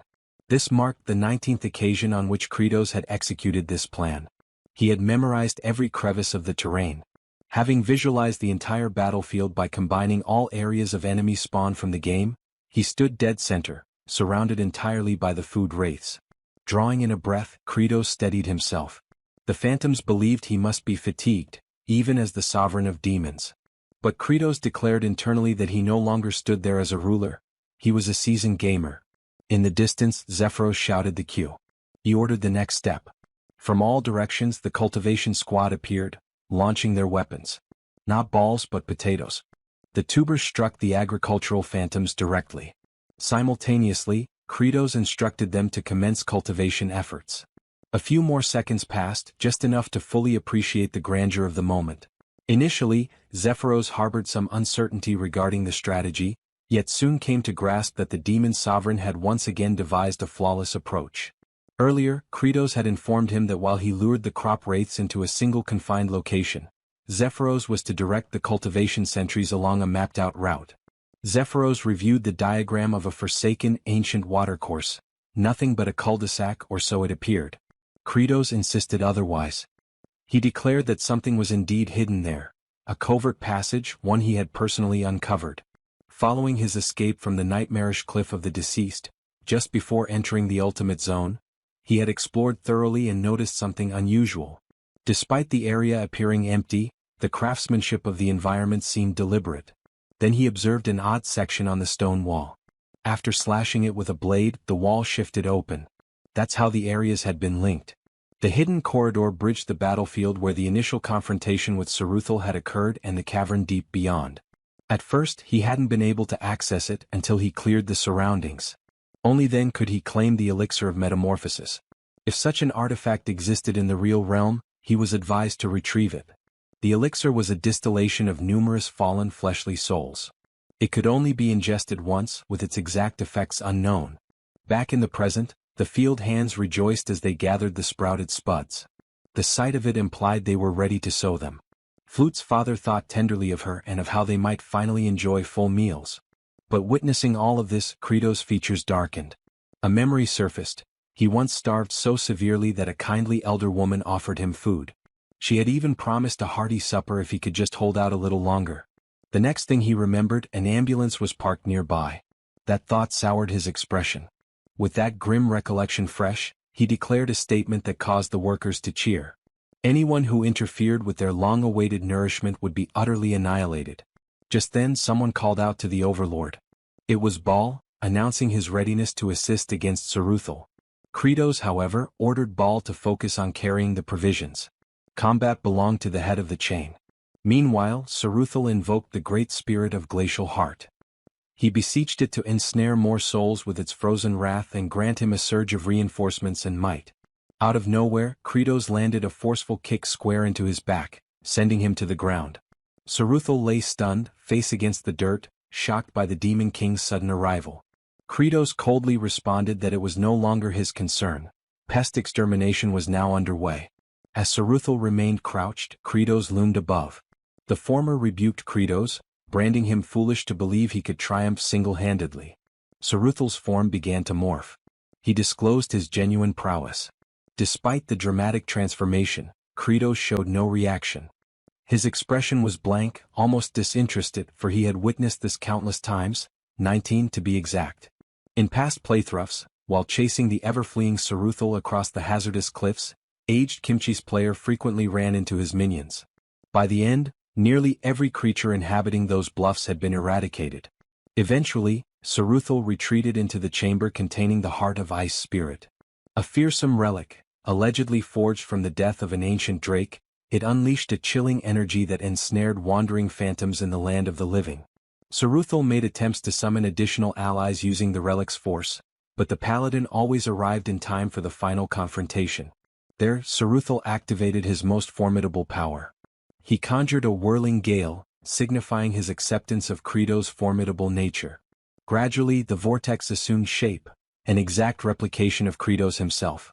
Saruthal was convinced this was the key to victory. Kratos knew all too well what was happening. Saruthal's signature ability allowed him to flawlessly duplicate his adversary's attributes and embody them. That was the climax of the encounter. At that moment, Saruthal possessed identical statistics to Kratos' own character, which were maximized to their limits. With staggering offensive capacity and a near-untouchable evasion trait, even a single misstep meant instantaneous defeat. Nonetheless, the attributes that Saruthal replicated were from the current demon monarch Kratos, whose prowess was no longer as formidable. Saruthal lunged forward. Simultaneously, Kratos received a prompt to utilize his HP to acquire various attribute enhancements. He had the option to allocate 10% more to his existing stamina, which stood at 30%, as well as his psychological fortitude, bodily power, nimbleness, and arcane energy, each resting at 20%. With a reserve of 302 HP, Kratos spent 50 of them to elevate his agility to 30%. Saruthal was taken aback when Kratos sidestepped his strike with ease. Following that, Kratos delivered a punch with all the force he could summon. Another 50 points were consumed to boost his brute force from 20% to 30%. He met Saruthal's clenched fist directly with his own. The impact prompted Saruthal to cry out in pain, bewildered as to how Kratos remained unscathed. Kratos retorted that cultivating land also required intellect. Enraged, Saruthal attempted to unleash the bloody strike technique, but Kratos had already invested 50 points to amplify his magical force, raising it to 30%, and another 50 to augment his mental endurance to the same level. Both unleashed their lightning-based abilities. Saruthal was caught by surprise as his spell backfired, and he was struck by his own electrical discharge. The so-called Zeus impersonator began to liquefy, reduced to a viscous pool. His form now resembled that of gelatinous goo. At that moment, Kratos was informed that he had expended his HP to elevate all of his core attributes to a uniform level of 30%. Then, a notification appeared. His development quest was now fulfilled. As a consequence, a fresh ability had become accessible. Summon Farmer's Throne, which required 100 HP to unlock. This throne, a clear homage to Game of Thrones, was armed with an array of sturdy agricultural instruments. Kratos found the timing fortuitous, as he was in need of superior equipment. Even as a puddle, Saruthal still had the ability to speak. He addressed Kratos, questioning whether he believed the battle had concluded. Kratos responded in the negative. He was well aware that all second-phase encounters had a follow-up transformation. Saruthal's mass shifted again, now transforming into an archaic, malevolent dragon. He claimed that this was his true origin. Kratos was stunned. Witnessing it firsthand, the creature's offensive capability and reservoir of vitality were staggering. But it was expected. Saruthal served as the boss directly preceding the game's ultimate antagonist. Kratos, however, felt no dread. That was precisely when Baal and the agricultural enforcers arrived. He informed Saruthal that he had already emerged from the final stage himself. Then he issued a challenge. What could Saruthal possibly do now? Saruthal froze. Overwhelmed by the sight of reinforcements, he began to panic. He pleaded for a conversation to negotiate. But his appeal came too late. The farm enforcers stormed toward him, impelled by their yearning for a successful yield. They unleashed their accumulated frustration on Saruthal for disrupting their tilling. Saruthal begged for leniency. Kratos recognized that he could overcome Saruthal through direct combat, but the entity's capacity for speech and motion gave him pause. It didn't feel right to destroy it with his own hands. Still, he observed that his comrades were too malnourished to land efficient strikes. They had been battering Saruthal for some time now, yet he refused to perish. He contemplated a more effective tactic. Kratos activated the Summon Farmer's Throne skill, draining 100 HP and leaving him with just 2 points. A beam of verdant luminescence descended from the heavens, slowly lowering the throne. Then, without warning, it plummeted with explosive velocity. Kratos flinched in astonishment. The throne landed squarely atop Saruthal, generating a crater upon impact. The farm guards exulted. One demon jubilantly praised their monarch for not allowing Saruthal to simply expire, but instead, annihilating him with a brutal, skull-crushing blow. They admired how ruthless, savage, and infernal the move was, worthy of a true overlord. Another cried out that such a feat could only be pulled off by the Demon King himself, and that lesser beings like them could never imitate such dominance. They chanted Kratos' name in triumph. He blended with the celebration, shouting with pride. Elsewhere, among the lightning-bound, Fikimir came to a realization. With his superior defeated, he now understood that it was time for his own ascension. By now the entire farmland had been cultivated. The purpose of Lightning Rod No. 2 had been fulfilled. With the raid concluded, their principal objective was achieved. The potato shoots had sprouted, and Kratos had successfully eliminated every blight that jeopardized the upcoming yield. With those hurdles overcome, he exclaimed with fervor that it was the moment to sow the tubers. Yet before they could vacate the premises, the crystalline orbs situated upon the pedestal stirred. Kratos took notice. A notification appeared, confirming that his objective of vanquishing Saruthal on the Cliff of the Departed for the 20th instance had now been fulfilled. That led him to wonder whether he had simply resumed from the 19th attempt in the game. The system then alerted him of a concealed scenario now being unlocked. A sealed essence confined within the core of Frozen Spirit had been released due to mishandling. The Heart of Ice began to emit vapor. Its structure opened gradually. As Kratos approached, he was met with astonishment. A diminutive azure hatchling emerged. He stood speechless, eyes wide in disbelief. The juvenile dragon noticed him. With excitement it uttered a name, T-Bone. Their gazes locked in stillness. The small WRM pondered if this bizarre entity before him might be his parent. As Kratos extended his hand, the little one shuddered with sensitivity. The dragon remembered hatching from its shell in pitch blackness, overwhelmed with fear, yet now relieved that its father had found him.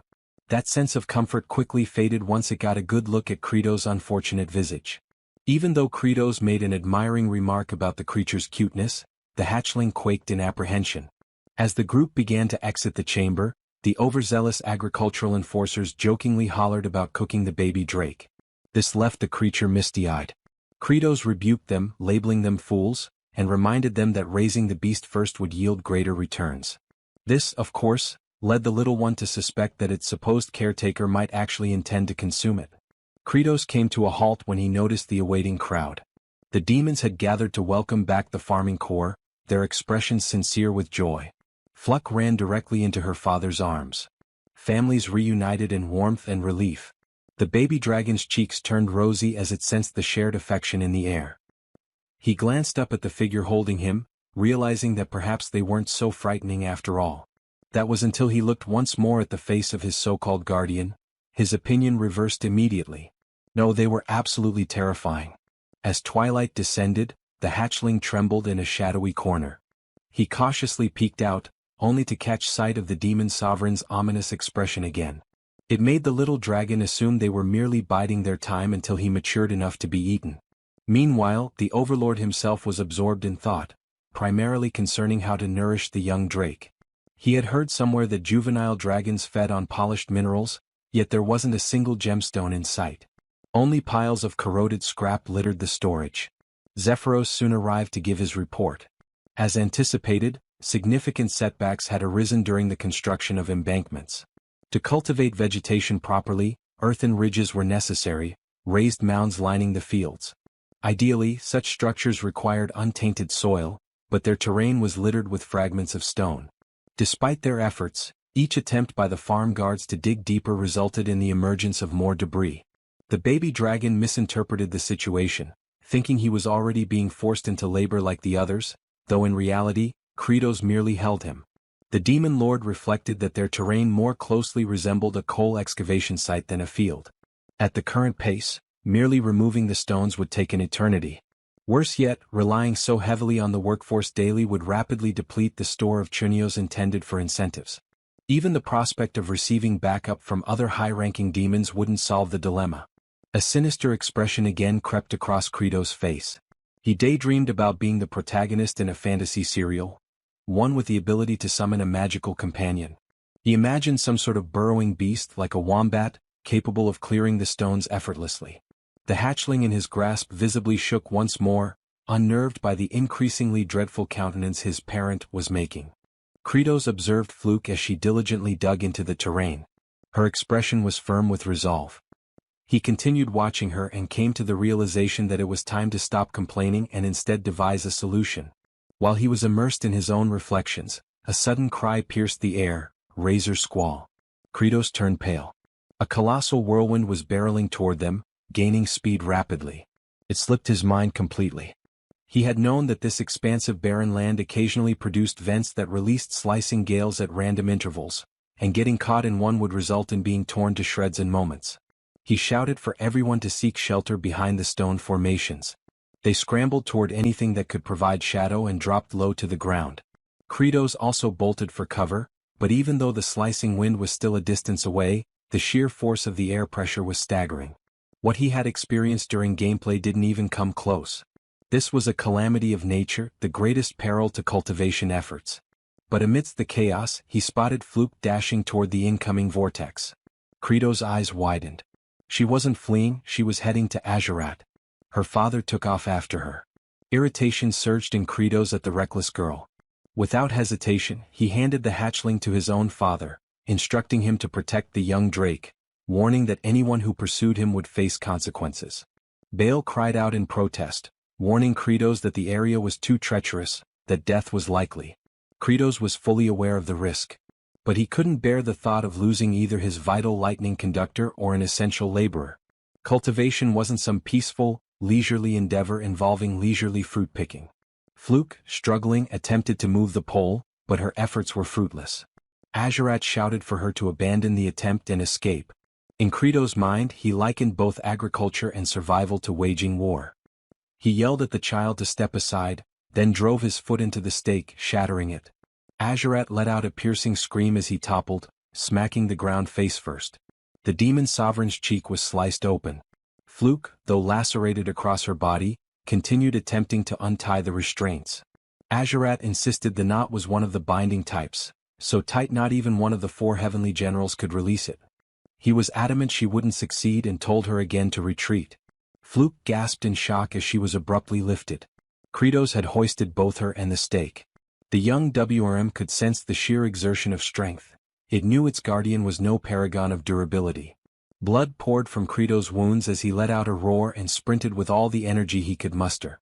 The tiny Drake, understanding the toll on his caretaker's body, gazed in astonishment at how far the Demon King was willing to go for others. The bladed wind storm drew near. Credos ran, leaking crimson from his injuries as the storm approached with unrelenting speed. Eventually his body gave in. He collapsed, clutching Fluke tightly in his arms. The pole slipped from his grasp as he hit the dirt. The baby dragon flapped toward his guardian. He now perceived him as a benevolent being. The hatchling inched closer, then inhaled deeply and cried out the name T-Bone at the top of his lungs, unleashing a torrent of glacial wind. It clashed directly with the approaching razor storm. Credos sensed the violent wind current diminish. He concluded the young dragon had utilized its cryogenic breath to disrupt the upward drafts fueling the vortex. Meanwhile, the tiny creature continued its effort. Despite its small frame, the dragon released a remarkably potent blast of frigid air. At that moment, Credos resigned himself to his fate, understanding that such a feat might be overwhelming for a hatchling. The shredding wind loomed ever nearer. But then salvation arrived. 3 demons raced to their aid. Fluke's father lifted Credos, Zephyros swept up Fluke, and Baal carried Azurat. Alongside the infant dragon, they fled from the deadly storm, exerting every ounce of speed and strength they possessed. Later on, Credos was resting on his bed. 2 commanders approached him, both wearing sinister expressions. Hartok remarked that at last the demon overlord had drifted off, and that he would finally sever his head. Sergi concurred and mentioned that once they dealt with the remaining 2 fools, one of them would rise as the new demon monarch. They both pledged to remain partners until that moment. They pushed open the door and stepped into the chamber, immediately advancing toward the bed, ready to unleash their assaults. However, they froze midway, noticing something odd as the demon overlord had his eyes wide open with a chilling stare. They stood frozen, feeling as if they had been anticipated, yet chose to push forward since it might be their only shot. Just then, Bahal and Azurat entered the chamber, questioning what the 2 thought they were attempting. The towering figure warned that the demon overlord was resting peacefully and that they shouldn't interrupt him. He also added about the expression Credos made while dozing off, creepy enough to deserve the title of demon overlord even in slumber. With that, he stressed that if they dared disturb their master's rest, they would deeply regret it. The one wearing the monocle admitted he understood the muscle-bound brute's point, but questioned whether Azurat was in the same boat, considering siding with a demon overlord obsessed with agriculture. Azurat answered that he wasn't particularly thrilled about it, but owed his life to Credos, and thus was merely repaying that debt. Hartok then asked if he hadn't realized yet that this entire potato farming scheme was only causing chaos, certain that beyond failing, it would drive them all into famine. So he wished to know if that didn't bother him. Without delay, Azurat responded that things were simply like that, and recalled young Flute toiling so earnestly despite her age. For that reason he stated if they wished to survive, they had to be willing to risk their lives. Even though he preferred risking it in combat as that was simply his nature. The one with the monocle firmly declared they would regret that decision, then exited the room with Sergi. At that instant, the commanders heard a noise from the chamber and saw that the demon overlord had awakened. Credos, bewildered, called out Azurat's name, and the general questioned whether he might have overheard their entire discussion, though he quickly clarified he wasn't supporting him or anything similar. He insisted that he was merely repaying what he owed or something along those lines. Nonetheless, Credos, with a menacing glare, demanded to know what on earth the lightning rod was doing walking around. Azurat, puzzled, had no time to react before receiving a bloody strike so intense it was visible from outside the fortress. They left the room, with Bahal carrying the battered Azurat on his back. And the demon overlord stated that they couldn't waste any more time and urged to gather everyone to resume clearing the lands. The general then mentioned that in truth, the stones had already vanished and that Zephyros had taken care of it. He appeared puzzled upon hearing that, until he noticed his subordinate giving orders to the farming squads. Observing this, he moved closer and questioned the patrol about what had been done with all the stones. Zephyros gestured toward a certain direction, stating he was with a particular creature. From a distance, Kratos glanced over and asked if it was T-Bone. The young dragon carried as many stones as possible in his mouth and flew back repeatedly to fetch more. He figured he couldn't shield his father from the slicing wind since he was still too small. But he was determined to eat plenty so he could grow swiftly. While soaring, he realized his father was calling him and immediately changed course toward him, which made Kratos thrilled to see his child even while wearing a fearsome expression.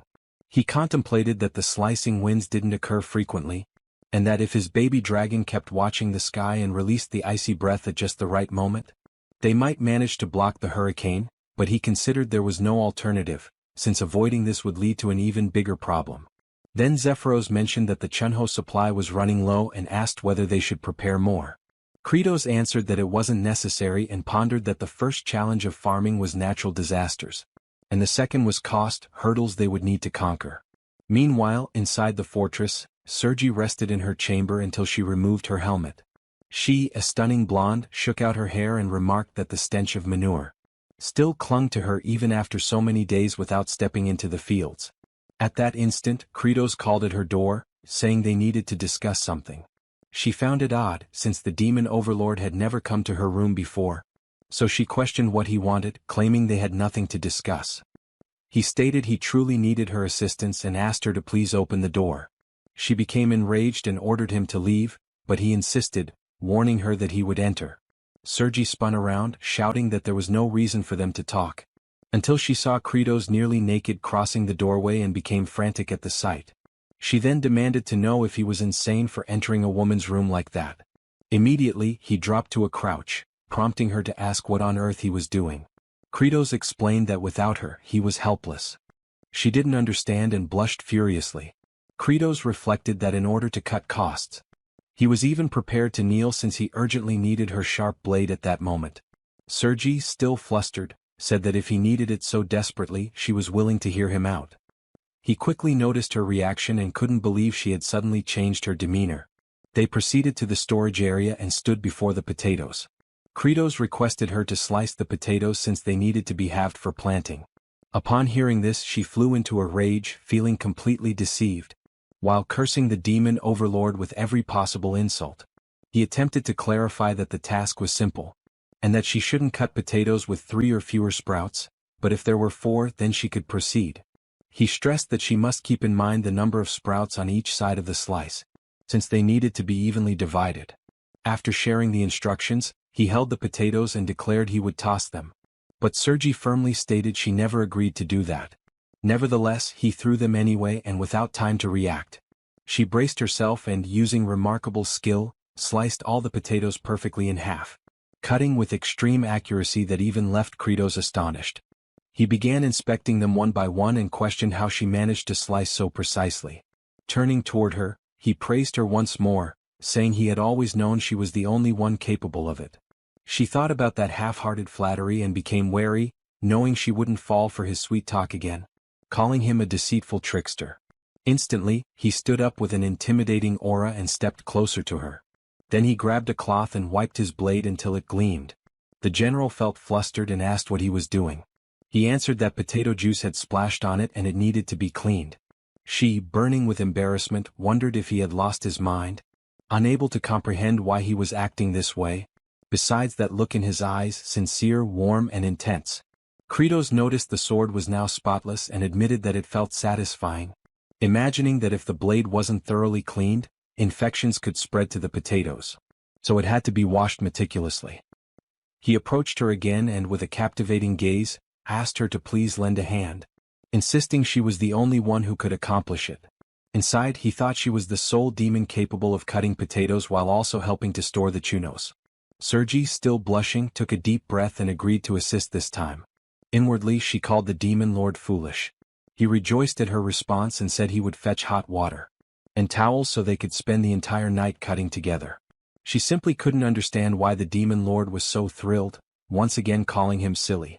After that, they continued slicing all the potatoes, while Hartak watched from afar. Seeing the two working in total harmony as they cut, he fumed at the sight, thinking Sergi had also become one of the pitiful fools, volunteering to serve the demon lord simply because she received a few compliments. Meanwhile, beneath the scorching sun, Azurat was still tied to the cross, contemplating what it meant to truly live and wondering what purpose a lightning rod had to keep existing since such a harsh life seemed worthless. Then Flute approached and mentioned that the elders had saved Chunos for him, and asked if he wanted to play the game of tossing them. He called her a brat and asked if she truly believed that a great general like him would ever play a game with a low-ranking demon, warning that he would devour her alive if she dared come closer. Regardless, she tosses the food, but it lands directly in his mouth. This infuriates him so much that he demands to know if she doesn't understand how to throw correctly, ordering her to do it properly. From a distance, the one with the monocle observes and concludes that Azurat has already lost his sanity, thinking he has taken so many blows that he can't think clearly anymore. Then he spins around after hearing someone yelling. It was Kratos announcing that they would finally begin planting the potatoes in the fields. Hartak watches the scene and decides that he never expected anything from him anyway. At that exact moment, the farming squad begins expressing gratitude to Sergi for slicing all the potatoes for them. She, slightly embarrassed, responds that she didn't cut them for their sake. The monocle wearer notices her reaction and questions what kind of expression that is, since it doesn't resemble the face of a great demon general. He also notices the lower-ranking demons weeping over the potato seeds, and questions whether they aren't ashamed of themselves. He concludes they are all fools and internally declares that the greatest mind among the demons will rise to take the demon lord's throne. Meanwhile, Kratos instructs them to keep planting since soon the sprouts will emerge and break through the ground. He further warns that when that happens they should start removing the extra sprouts. Bahal claims he's very skilled at cutting, but the demon lord orders him to stay quiet, and explains that each seed piece can produce 3 to 6 sprouts. Following this explanation, he poses the question of what is preferable, more or fewer sprouts. The demons answer that more would be better, but Kratos corrects them, stating that fewer is actually ideal. They appear bewildered and question why fewer is better, convinced the demon lord must be mistaken. Hartak, witnessing the conversation, becomes frustrated and calls everyone utter fools. Then he urges them to think for a moment because if there are too many sprouts, they will compete with each other for nutrients. In other words, the potato itself will end up with fewer nutrients. Kratos overhears from afar and admits his surprise, asking how Hartak knows that, and whether he has cultivated before. Hartak replies by questioning if they truly need to be taught something so fundamental, explaining that the sprouts and the potato share the same nutrients, which should be obvious. Kratos then asks how many sprouts would be ideal, and Hartak responds that 2 would be the obvious answer. But after thinking further, he concludes that practically speaking, they could assume 1 sprout is best. However, if that single sprout damages the potato's root, it might die. He also proposes that they could create fertile soil artificially, by adding manure and turning the earth to improve airflow. Everyone stands in awe at his explanation as he continues, stating that the soil group won't only benefit the potatoes but also weeds that compete for nutrients, which means those weeds will need to be eliminated. The demon lord simply cannot comprehend what he has just heard, and loudly demands that everyone applaud since they have a true genius in their ranks. All the demons begin shouting, "Genius, genius, genius," and Hartak becomes agitated hearing it as they don't stop praising him for even a moment. For a brief instant, he recalls how his mother always called him foolish, and turns around, overcome with emotion, trying to hide that he is tearing up, not fully understanding why he feels that way. Then Kratos steps forward and calls him wise, declaring that from now on, he will appoint him to lead the farmer troops as their commander. Hartak internally thinks this is absurd since his intellect exists to conquer and annihilate other species. However, Kratos yells, asking what everyone is standing around for, insisting they show respect to the supreme elite of the demon kind. All at once, they begin shouting that the general is the elite among elites, and Hartak, seething inside, considers everyone beneath him, but with authority, he orders them to follow him from this moment onward, imagining he will command only briefly since those in front of him continue celebrating endlessly about the new leadership. At that point, a system notification appears stating that Kratos has won the psychological battle. He feels confused by this since he has no idea what it refers to. Another notice informs him that he recognized Bahal's neglected childhood, and transformed him into a loyal subordinate. He questions internally if he really did this unconsciously. There's also a notification mentioning that Azurat, who had never had a friend, has gained a new companion and thus lessened his violent nature. Kratos doesn't quite understand which friend it's referring to. Meanwhile, Sergei's heart softened. She was a woman who had never experienced love. He also established trust in Hartok, who merely desired acknowledgement. Because of these developments, he now has access to a new skill by using 200 happiness points, and the skill revealed is blood vision. He feels shocked because this ability wasn't in the game at all, and is probably original, just like the Farmer's Throne skill. The system explains that this ability allows him to glimpse the near future of his target, currently up to 6 hours ahead. It also specifies that the target can be a living being or an object. But his surprise intensifies immediately after. A new notification says it can even be used on the sky. This revelation excites him immensely since it's essentially a weather forecast. Meanwhile, somewhere between the forsaken lands of the demons and the human territories, specifically in the village of exiles, a man arrives announcing that he has completely recovered. His subordinate greets him warmly, expressing relief to see him well again. Rivage thanks him for all the support and admits he wishes he could be reborn with a sturdier body next time. Diol chuckles and responds that he'd rather be rich like a noble so he could boss people around. Rivage laughs at that and turns to Kim Chi, telling him they plan to return to the kingdom and asks if he wants to join them.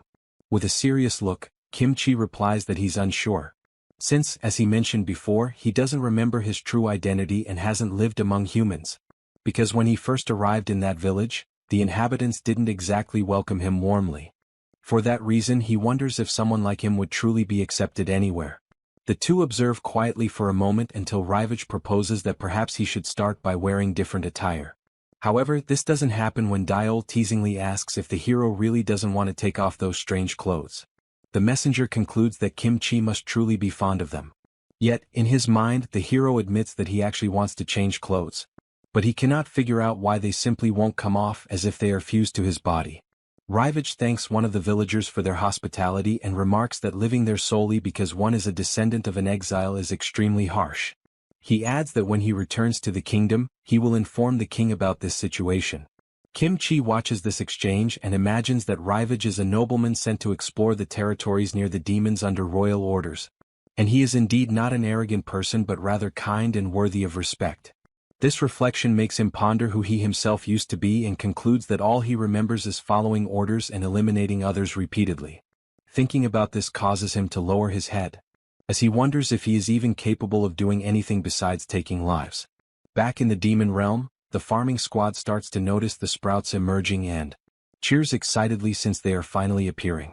The generals approach to witness it too, realizing that the plants are truly growing. Flute rushes over to Azurat to share the exciting news. He erupts in anger upon hearing it and demands to know what he's supposed to do with that information. Then, the Kratos calls for the agricultural division and announces that the next phase will be burying, asking the wise Hartok to elaborate further. Hartok explains that burying means covering the sprout stems with earth to prevent the young potatoes from being exposed to sunlight, because if that happens they will change color, lose flavor, and even become toxic, thus becoming what are called spoiled potatoes. Kratos requests applause since the explanation was so insightful, which leaves the general slightly embarrassed. He then gazes upward to examine the weather that day and reflects that he ended up spending 200 happiness points on the weather prediction ability, and his blood vision skill has already evolved, with the activation condition requiring him to stare for 200 seconds without blinking. However, he starts making an expression like a stray dog since his eyes begin burning and it becomes exhausting. The lower-ranking demons witness this and believe that the Demon King is shedding tears of joy because the sprouts have grown. After some time, the ability finally activates, revealing that for the next 6 hours, the weather is expected to stay mostly clear and dry, suggesting that it might be wise to put away the humidifier. Kratos finds this intriguing and tells T-Bone that he will be able to rest peacefully since there won't be that ridiculous windstorm. At that moment, Zephyrus approaches and mentions he has an urgent report to deliver, explaining that the subordinate of the second Star Master has returned. They then head back to the castle and soon after LaFleur introduces himself, stating he received the message about pausing agricultural activities and reports that the third Star Master, Ruster, launched an assault on them, claiming that the Demon Lord had grown weak and that he should seize his position. The Kratos becomes irritated because he thinks all demons behave the same. Zephyrus remarks that this truly poses a problem because if the third Star Master defeats the second Star Master and they ally, it will not be easy to handle them. Kratos agrees and points out that although they are low in level, their numbers are overwhelmingly large. He contemplates that he must find a solution before the second Star Master collapses, even though he cannot neglect the agricultural tasks for too long. The region attacked by the third Star Master is a deep underground abyss known as the Swamp of Decay, which, when compared to the game map, is actually 10 times larger and absurdly distant. He heads to the opposite abandoned area, which should provide bonuses in the game and is located inside the Demon Lord's castle, but it isn't functioning. This makes him ponder how to resolve this and manage the farming at the same time. He pauses to think, not fully understanding why he is so concerned, and with a wicked grin, decides that since he is the Demon King, the boss doesn't have to do everything himself. So he sticks to his plan and Sergi makes a fuss, claiming she isn't fighting because of him. Bahal proudly announces he will follow orders no matter what. The Kratos concludes that he can dispatch 2 of his 4 generals to the battlefield, and along with some powerful demons, they can make a significant impact. He knows that in the boss's domain, the shortcut system is fully connected, including one that leads directly to the Swamp of Decay. Aware of this, he orders the long-range sprayer to be launched, believing that if he and Hartok fully concentrate on the fights, everything will succeed. The Second Kingdom is engulfed in flames and Planus, the second Star Master, is kneeling on the ground and confronts the enemy, demanding how he dares challenge the Demon King and commit treason. The demon approaches and declares that this is a revolt, saying he had no other choice. This is Ruster, the third Star Master. He claims that ending that war will only bring devastation to their race. Planus becomes even more infuriated and argues that the Demon King promised to provide fertile lands, so they no longer need to battle humans for sustenance. Ruster responds that this is not the issue, and with his weapon lifted, he states that fighting with bravery is the pride of their kind. Suddenly, a weapon flies toward them and strikes the Star Master's club directly, knocking it away. He turns to see what caused it and realizes it is 2 of the Celestial Generals. Sergi wastes no time and admits to Ruster that he is correct, as their race truly was born to battle. She says they adore fighting more than anything else but wonders how things ended up like this and why they even started enjoying it in the first place, but she finally understands after observing everything that happened lately.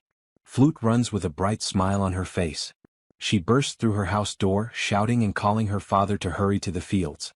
Once they return to the field, they are amazed to see the beautiful crops that have grown.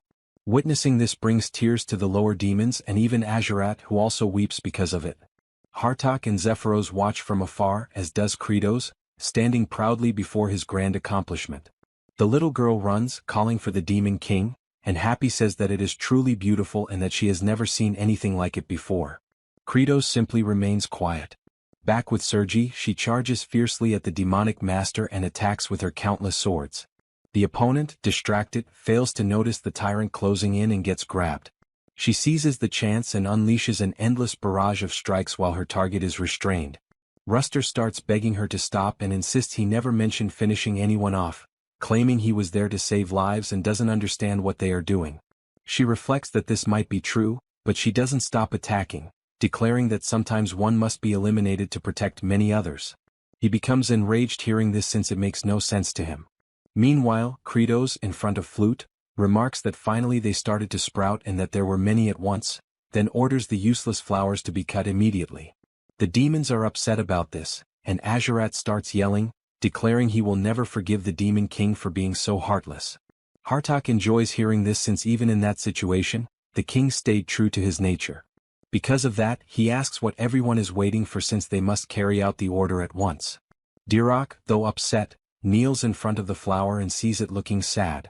Another demon laments, saying he cannot do it because they put in so much effort to make them grow and had never seen anything so beautiful on that land.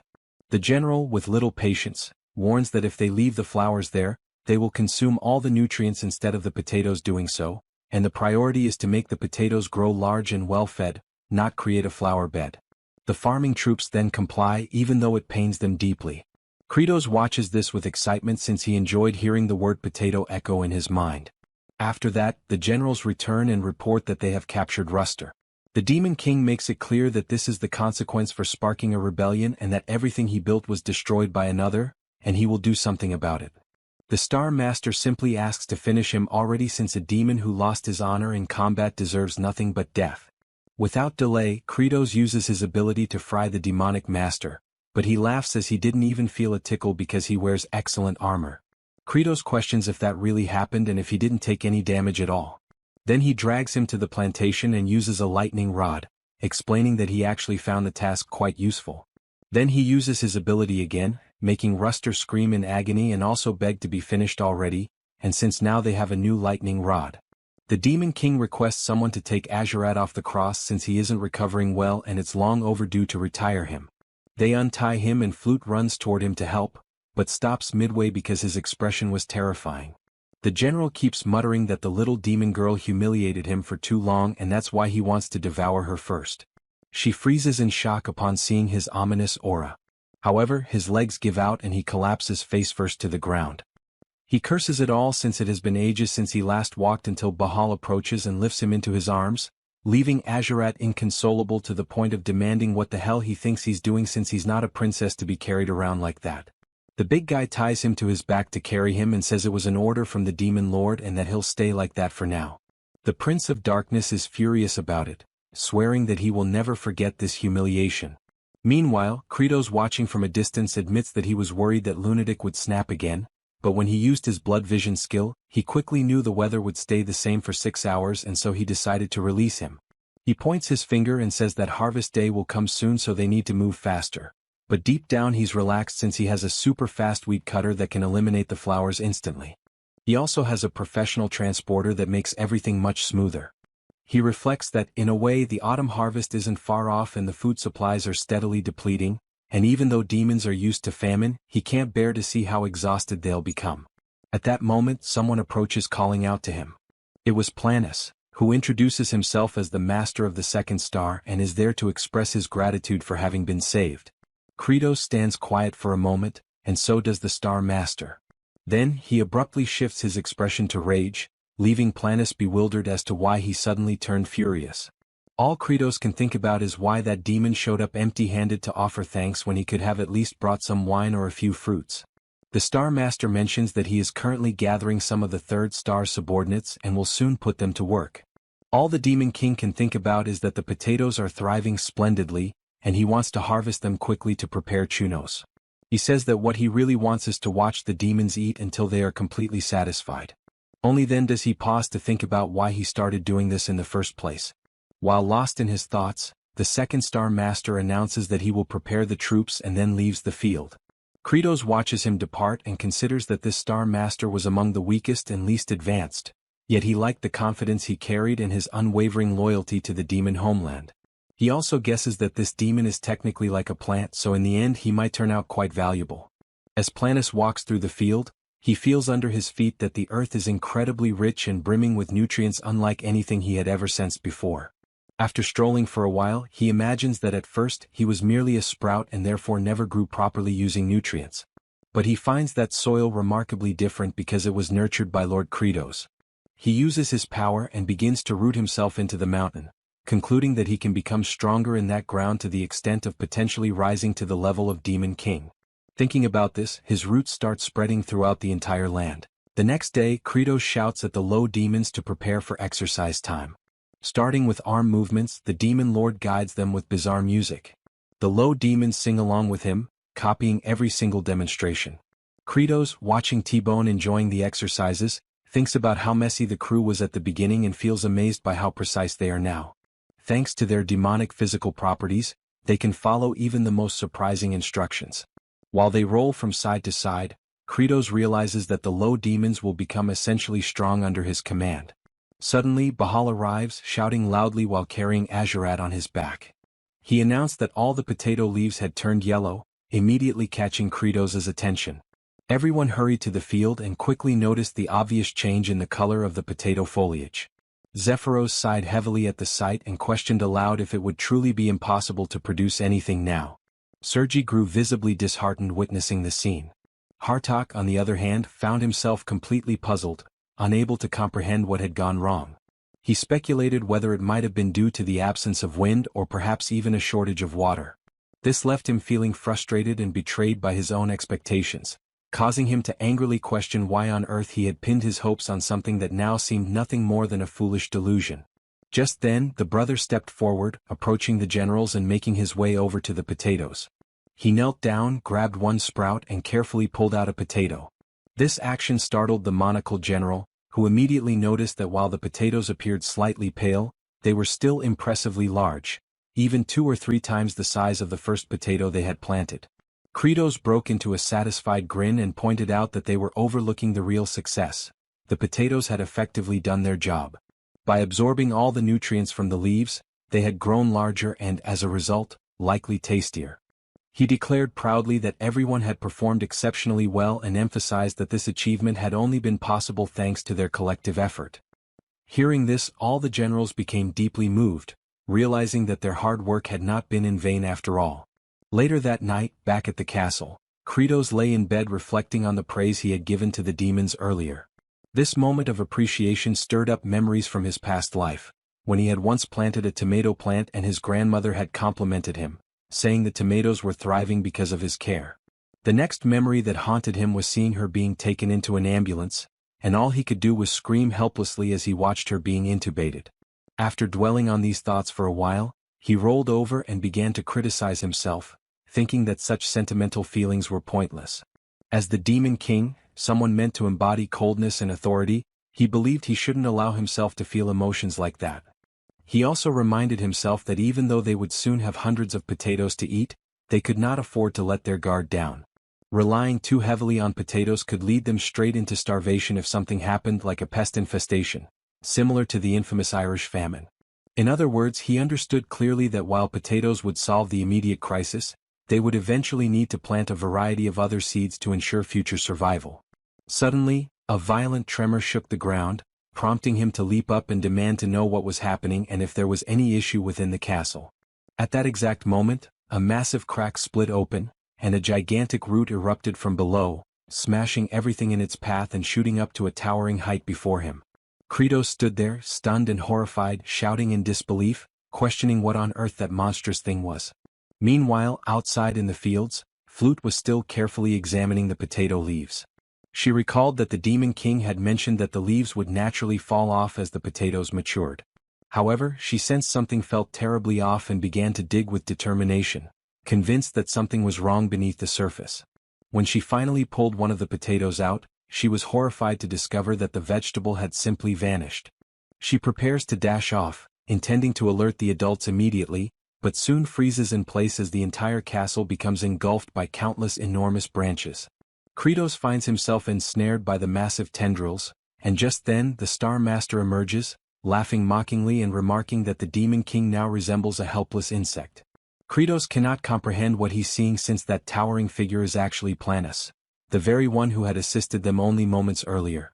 Planus reveals, boasting proudly, that thanks to the nutrient-rich, fertile earth Kratos had cultivated, he was able to grow into this monstrous form. It is only then that Kratos pieces everything together and realizes in horror what must have happened to his precious crops, his rage boiling over as he roars, calling Planus a bastard and demanding to know exactly what he had done to the fields. The Star Master taunts him, asking sarcastically if he's furious and what exactly he plans to do about it. Without warning, Planus violently swings Kratos back and forth before hurling him forcefully to the ground, causing severe injuries instantly. Meanwhile, the generals scramble frantically around the castle, struggling to make sense of the chaos, while Bahal pleads to be freed so he can rush to rescue the Demon King. Sergi and Azurak question if he's lost his mind, pointing out that even if they attempted something, facing that star demon would be impossible. Yet, Bahal remains defiant, asserting that indeed the Demon Lord is weak, a truth he discovered when he himself was aided by Kratos, proving how fragile the king truly is. The devastation within the castle continues without pause, until Planus, having absorbed all the nutrients from the earth, assumes a gargantuan form.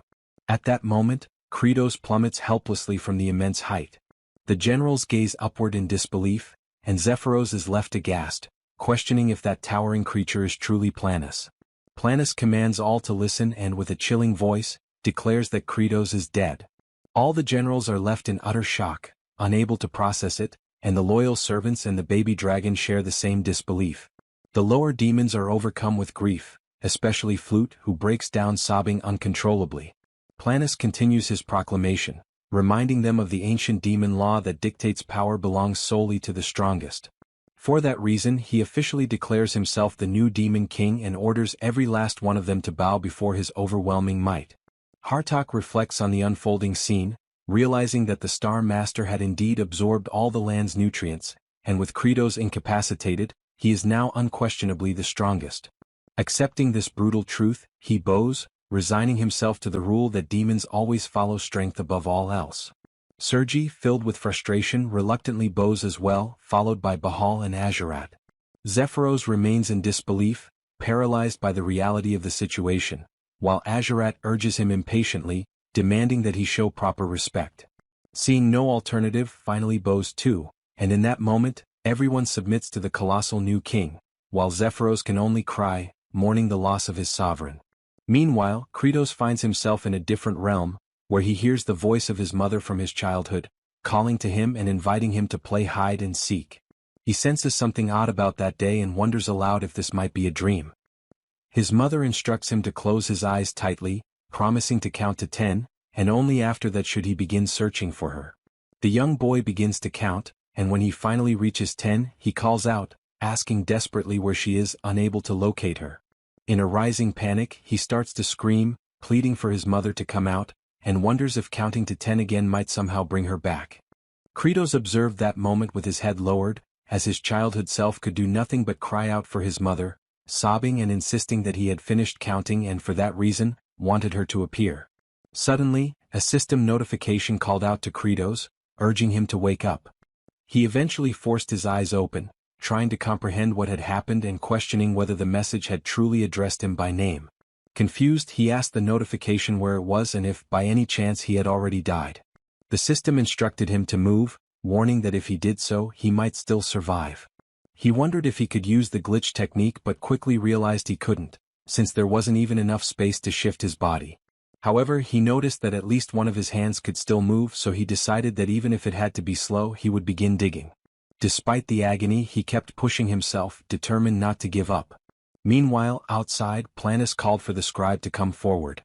Zephyros approached and introduced himself formally as the recording secretary. The Star Master then commanded him to record everything accurately, declaring that this was their first grand step and announcing that they would soon begin the invasion of human territories, making it clear that they intended to dominate all humans and raise them like livestock to be consumed. Hartok lamented the situation, remarking that it seemed they had gone back to the beginning. Azurat thought it was actually good news, as at least he would get to fight and slaughter as many as he pleased. Sergi reflected that this was the life demons had always led anyway, and if it meant satisfying his hunger, then so be it. Bahal, on the other hand, didn't think about anything at all. At the same time, all the generals struggled to understand why this new situation left them feeling so uneasy. Meanwhile, Kratos kept trying to crawl out from beneath the debris but felt his breath slipping away as he struggled to breathe properly. Back outside, Planus ordered all the demons to seize their weapons, declaring that it was time to march forward. Zephyros had a thought and warned the new demon king that they couldn't go to war at that moment. Planus didn't appreciate hearing that, and his menacing look caused all the generals to tense up in fear.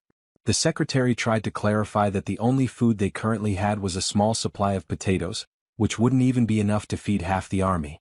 Planus dismissed the concern, saying they actually had more than enough food.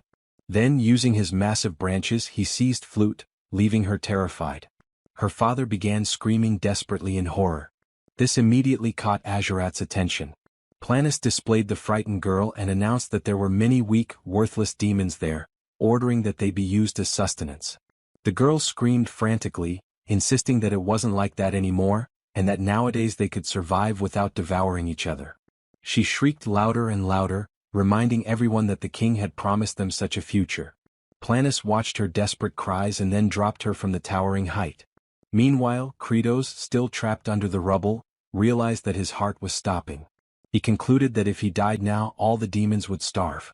So, he forced his eyes open and activated the bloody strike technique on himself, electrocuting his own body. He decides he cannot allow everyone to starve again, so he resumes digging, screaming with all his might to draw out energy, and with that effort he manages to dig even if only little by little. Outside, Planus is watching as Azurat rescues the little girl, cradling her in his arms. The MC keeps struggling to climb, and whenever his heart threatens to stop, he uses his bloody impact technique to jolt himself awake, but he realizes he's far too exhausted. Then he starts to contemplate whether he still has a long way to go, or if at least he is heading in the right direction, questioning whether his efforts still hold any meaning. Thinking about this weighs him down even more. Outside, all the generals stare wide-eyed, watching Azurat holding the child. Flute is speechless after being saved, and the Star Master asks if he has completely lost his mind. The Blood Prince just keeps staring until he feels the tremor and realizes the massive demon is closing in. Panicked, he tries to cover up by claiming that the little girl is his snack since he had been eyeing her for a long time. However, Planus doesn't buy into this absurd excuse and strikes Azurat harshly with a branch, sending him flying past the generals and leaving him knocked out on the ground. Zephyros laments the scene since he's powerless to intervene. The Star Master once again demands that everyone get ready for battle. Zephyros musters courage and shouts that there's no valid reason to proceed like this. Immediately after saying that, one of the branches lunges at him, but the tyrant general moves swiftly with his axe and intercepts the strike, making Planus even more enraged. Bahal yells that the Demon King had left a mission for the secretary, questioning who will count the potatoes if he perishes. The Star Master retorts, asking if they are suggesting a rebellion. Hartok quickly denies it, saying such a thing would be unthinkable, but he stresses that they believe the former Demon King Kratos' plan to invest in farming was a much wiser directive. Sergi requests permission to speak and recalls that the previous Demon King showed them a path where no one needed to die, and because of that, she questions why they should go to war if another solution already exists. Planus loses patience at being defied and begins summoning countless roots while screaming that he is the strongest and, therefore, everyone must submit to him. However, they refuse, declaring that true strength comes from what is just, and all the generals ready themselves for combat. The lower demons also shout that the Real King is only Kratos, warning Planus that he will pay for what he did to the fields. Instantly, the roots move toward the demons, but Hartok doesn't allow it, using his mist barrier to block the attacks and protect the farming troop. Bahal places Sergi on his hand and hurls her into the air, giving her the opportunity to slice through all the incoming branches.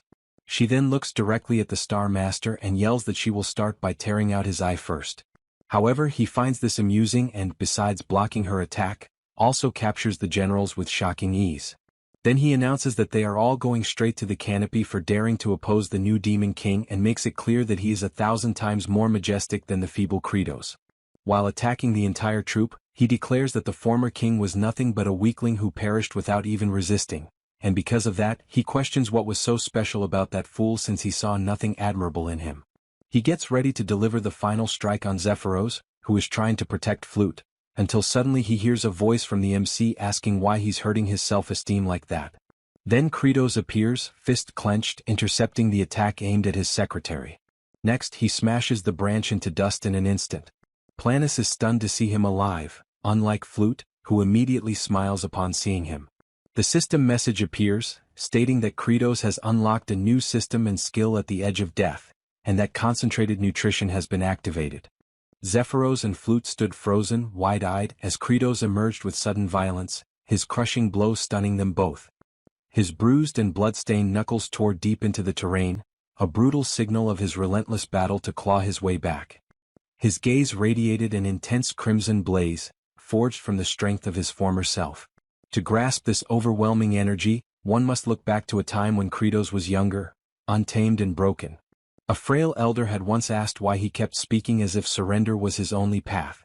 A despondent, youthful Kratos, hunched low and consumed by despair, confessed that existence had become unbearable. Calm but firm, the woman pressed on, questioning if life truly was that unbearable, then why bother surviving at all? Holding a tiny seed gently between her palms, she told him that each of us is a seed. She insisted that all life begins as a seed, forced to fight upward through difficulty to reach the light. With optimism and patience, she claimed one sprouting life would inspire others, and that inspiration would spread. In her serene certainty, she imagined a world reshaped by growth, starting from a single act of resilience. She had promised that all would turn green, conjuring an image of rebirth and flourishing beauty. Kratos, young and raw, rejected what he saw as hollow sentiment, drowning in the weight of his own suffering. Furious, he screamed, questioning why he had been forsaken by his parents, wondering aloud if he was nothing but a failed seed. Tears fell as he vowed he would survive, on his own terms without anyone's help. In a flash of dread, that bold promise shattered as he raced into a hospital room, reality crashing down. With breath caught in his throat, he watched the dying elder, her words echoing like fate's final whisper. She had said that they were all destined seeds, haunting, gentle, and profound words. It was in that moment, as her life faded, that Kratos's true path and inner power began to awaken. Now, with a fierce resurgence in the present, a glowing system prompt appeared, triggered by the immense force of Kratos's awakening blow. Brilliant golden energy radiated outward, signaling the unleashing of his unrestrained power. Kratos took notice. A system called Mana Seed had activated, something unknown, clearly not from the game's usual framework. It presented a third-tier Mana Seed, enhancing his attributes and unlocking a sliver of hope for escape. Then came the unveiling of a rare function, Concentrated Nutrition, an ability allowing all stats to be funneled into a single category, usable once each day. Kratos's eyes lit up, burning with determination. His course was now clear. A baseline boost of 30% to all attributes appeared as the seed took root. A radiant blue nucleus, shaped like a seed, materialized before him, the heart of this new strength. His power now amplified further to 39%, the metamorphosis drawing near. Letting loose a primal roar, Kratos invoked Concentrated Nutrition, directing the totality of his stats into raw physical might. His physical prowess skyrocketed to an incredible 155%, all other stats falling to mere fragments. With explosive force, he erupted from below the surface, his body wrapped in dirt, a walking embodiment of brute strength. Planus recoiled, visibly staggered by the crushing weight behind Kratos's punch. The towering foe stumbled, disoriented by the sudden reversal of momentum. The earth itself groaned and cracked beneath Kratos's return, unable to withstand the magnitude of his reawakening. From the rubble, a golden-lit arm thrust upward, declaring the return of a forgotten legend. His flowing cape swept the air dramatically, a banner of war revived. Kratos, once demon lord, now reborn, stood unyielding, staring down the immense form of Planus. Still trembling from the impact, Planus demanded answers, voice shaken, asking how Kratos had managed to survive, if it's really him standing tall. Kratos, wounded but intact, responds sarcastically by asking if seeing him isn't clear enough to know that he is in fact himself. Nearby, the demon farmers gazed on with faces lit by both relief and awe, recognizing their true sovereign at last. Kratos now stood before them, restored and resolute, the leader they had long awaited, as the farmers erupted into cheers for a harvest yet to come. T-Bone, seeing his father, rushed toward Kratos without hesitation. Seeking solace, the little creature pressed affectionately against Kratos's cheek, drawn by warmth and familiarity. Hartok, though visibly relieved by Kratos's return, concealed a storm of lingering doubts beneath his expression. Sergei, clad in battered armor and stained with defeat, trembled at the thought that Planus might be insurmountable. Even Bahal, wounded yet breathing, questioned whether even a demon lord's strength could match Planus's monstrous force. Planus, however, perceived Kratos's reappearance not as a threat, but as an ideal opportunity to extinguish all resistance. Its glowing eyes radiated murderous intent as it promised the annihilation of Kratos and anyone who dared follow him. Yet Kratos, cradling the young dragon, answered the beast's declaration with a calm, unwavering grin. He would not back down. He spoke with clarity, explaining that despite Planus's sheer magnitude, its movements followed a set rhythm, like a predictable raid boss. Internally, Kratos assured himself, every one of the creature's attacks could be sidestepped. He had seen all of these patterns before. Tactical and methodical. He knew the farmer battalion, who had endured brutal training sessions under his command, were equally prepared. Their bodies had been conditioned to react, trained to dodge even monstrous blows without hesitation. As Planus thundered forward, unleashing a deafening battle cry, Kratos issued the call for formation. His troops assembled without delay. The titanic foot of the enemy came crashing down, aiming to crush them in one strike. Kratos ordered them to shift left, and the squad moved with perfect unity. The ground split violently beneath the place they just stood, but their synchronized movement spared them. He called for them to veer right, and again they executed the maneuver like clockwork. He barked for them to hit the ground as a sweeping limb cut through the air just overhead. Kratos's voice rang out, commanding them to roll and not stop moving as the team ducked and spun through the chaos. He commanded them to fall back, leading a coordinated retreat as Planis's pounding blows tore craters into the battlefield. Explosive and relentless, Planis's might was staggering, but Kratos's core adapted with every strike.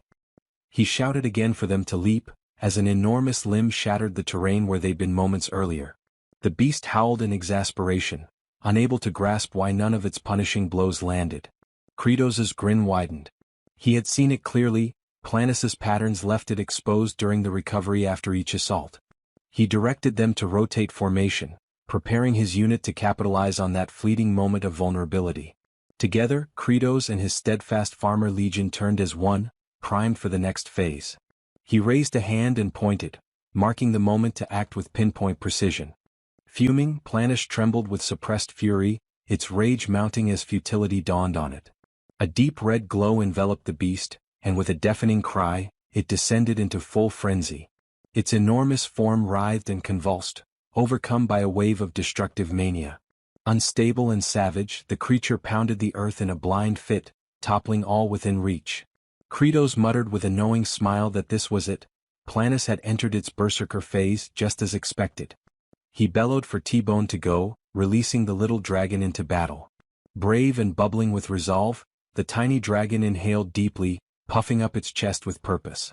Focused and icy, it released a torrent of freezing breath, a concentrated blast of frigid air.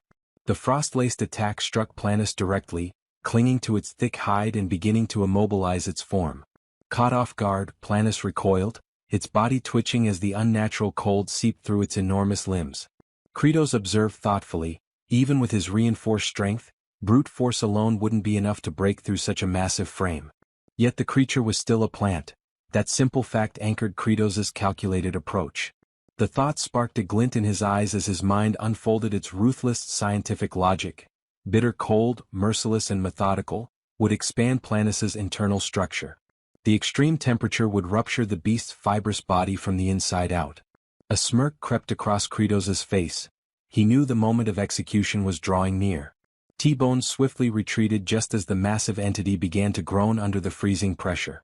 A sharp, echoing fracture resounded across the battlefield, the sound of Planis's colossal figure starting to splinter. Its eye widened with dreadful realization, now grasping the brutal ingenuity behind Kratos's plan. The once rampaging beast, burdened by its own towering weight and brittle form, had become its own undoing. Kratos's smile grew colder, savoring the impending ruin. Planis howled in panic, asking what was happening as its insides shredded themselves apart. Surrounded by crumbling chaos, Kratos stood motionless, collected, victorious, as T-Bone fluttered back to him. The little dragon nuzzled against his arm, weary yet triumphant. Kratos gently praised him, acknowledging the effort. Cradling his companion, Kratos stepped forward, preparing to deliver the concluding blow. He crouched low, muscles coiling with power as he readied his final offensive. He growled that this would end now, hurling himself forward with blistering velocity toward the faltering titan. As he closed in, Kratos exposed another botanical vulnerability, one that plagued all tree-like foes. A hollowed, dark knot, the heart of weakness, yawned open across Planis's bark-like chest. That cavity, the very flaw in its otherwise impenetrable surface, marked the end. Summoning the full might of his enhanced power, Kratos reared back his fist. With a primal cry, he drove it into the knot, striking with terrifying force. The impact unleashed a chain reaction. The titanic frame of Planis convulsed and shattered. It broke, splintered, and groaned as its structure buckled from within. Each fragment of its wooden flesh fell like shards of a collapsing tower. Finally, a guttural moan escaped the beast's core, and Planis's massive frame began to cave in, signaling its annihilation.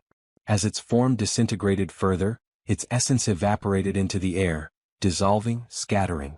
A violent explosion ripped through the landscape as the core burst apart, dispersing corrupted energy in all directions. Onlookers, Kratos's allies, gazed from below in stunned reverence. Their demon lord had triumphed. The final wail of Planis echoed briefly before silence took its place. The great tree's reign ended, or so it seemed. Yet amidst the settling dust and shards, a haunting remnant remained.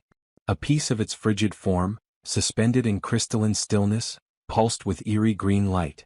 It refused to dissolve. Refused to fade. Perplexed, Kratos narrowed his gaze, unsure if the monster had truly perished. He watched as the distorted visage of Planus receded, only to sink unsettlingly into the soil. Its root-like appendages slowly disappeared beneath the surface, its presence lingering like a toxin. This wasn't how boss-level enemies were supposed to die. Suddenly, a chilling certainty gripped him. From the tainted ground below, Planus began to reform. Its essence twisted upward, reshaping into something darker, more fearsome. Kratos tried to move, but it was too late. Tangled tendrils of living bark ensnared him. He was bound, immobile. Towering above him stood a newly reborn monstrosity, a twisted, humanoid tree abomination. Across the battlefield, the farmer corps stared in horror, their morale cracking as the nightmare renewed. Planus, now reawakened and grotesque, announced the truth behind its rebirth. It had not fallen, it had fed. Consuming the battlefield's nutrients, it had returned stronger. A cursed seed, that's what it called itself. A cursed seed, nurtured in poisoned earth. And now, bearing the legacy of corrupted might, it declared its new purpose, to drench the world in venomous death. With a menacing promise, the reawakened plant monstrosity lunged forward, intent on annihilating Kratos. Bahal interceded, swinging a massive axe in defiance. Ancient, thudding, his strike landed with a solid crash against the beast's hide. But the blow had no effect. The grotesque creature remained untouched. Before the warrior could react, Planus retaliated with overwhelming force, sending him hurtling through the air like a broken doll. Sergi emerged, retaliating with a storm of razor-edged blades. Her flurry barely grazed the surface before Planus's unyielding form repelled her offensive. A counterstrike followed instantly, leaving Sergi wounded and crumpled beside Bahal. Witnessing his allies falter, Hartok surged forth, releasing a tremendous retaliatory strike. The blow connected, forcing the towering plant to stagger, pained and furious. Eyes burning with resolve, Azurat drew forth a lethal dagger, prepared for a precise, vital blow. His blade pierced Planus, acting with grim determination. Crying out for bountiful harvest, he prepared to finish the battle with a decisive slash. Though comrades had fallen in the clash, he understood the true menace still loomed. He was the last one facing the abomination alone. Besieged, surrounded by silence, with every companion subdued, he prepared himself for the climactic confrontation. And then, with a swift and stunning motion, Azurat severed the creature's head. Crumbling, eerie, the lifeless head tumbled as an ominous green glow radiated from the decapitated body. The colossus began to break apart, its hulking frame dissolving in slow, glowing disintegration. Sparkling motes scattered as the beast was reduced to dust. At last, every trace of Planus, even its twisted origin, had been obliterated, cleansed completely from the world. A peaceful, radiant shimmer lingered over the battlefield, casting ethereal light upon the victors. The farmer corps and surviving warriors stood still, bathing in the fading glow, their trials ended. Freed from the plant's corruption, the former demon lord spat curses upon Planus's demise. Hartok and comrades, though wounded and wearied, began to recover as the echoes of battle died. Meanwhile, Zephyros pledged to amend the betrayals that had transpired and claimed the victory of the demon lord's army. Hartok proudly proclaimed the triumph of the demon lord's ranks. Kratos watched the cheers, but concern took him. The cheers drowned the moment. The farmer corps roared with joy, hailing the victory and their fearless leader. Kratos stood at the center, basking in the adoration of his steadfast legion. Kratos screamed loud for them to stop, desperation climbing in his tone.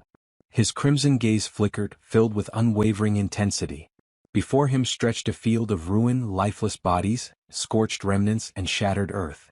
He stared in silence, absorbing the devastation, the quiet cost of their conquest. Even a single fallen leaf bore witness to the catastrophe. He dropped to his knees, the weight of their loss crashing down. Their crops, their people, they would face famine again. Could he demand more suffering from them? No. He couldn't let that cycle repeat. His closest allies gathered around him, their silent presence echoing his sorrow. Then, sudden and radiant, a glowing sphere emerged above him. Mysterious and pulsing, it hovered precisely over a solitary, lifeless leaf. Slowly the orb descended, merging with the brittle husk.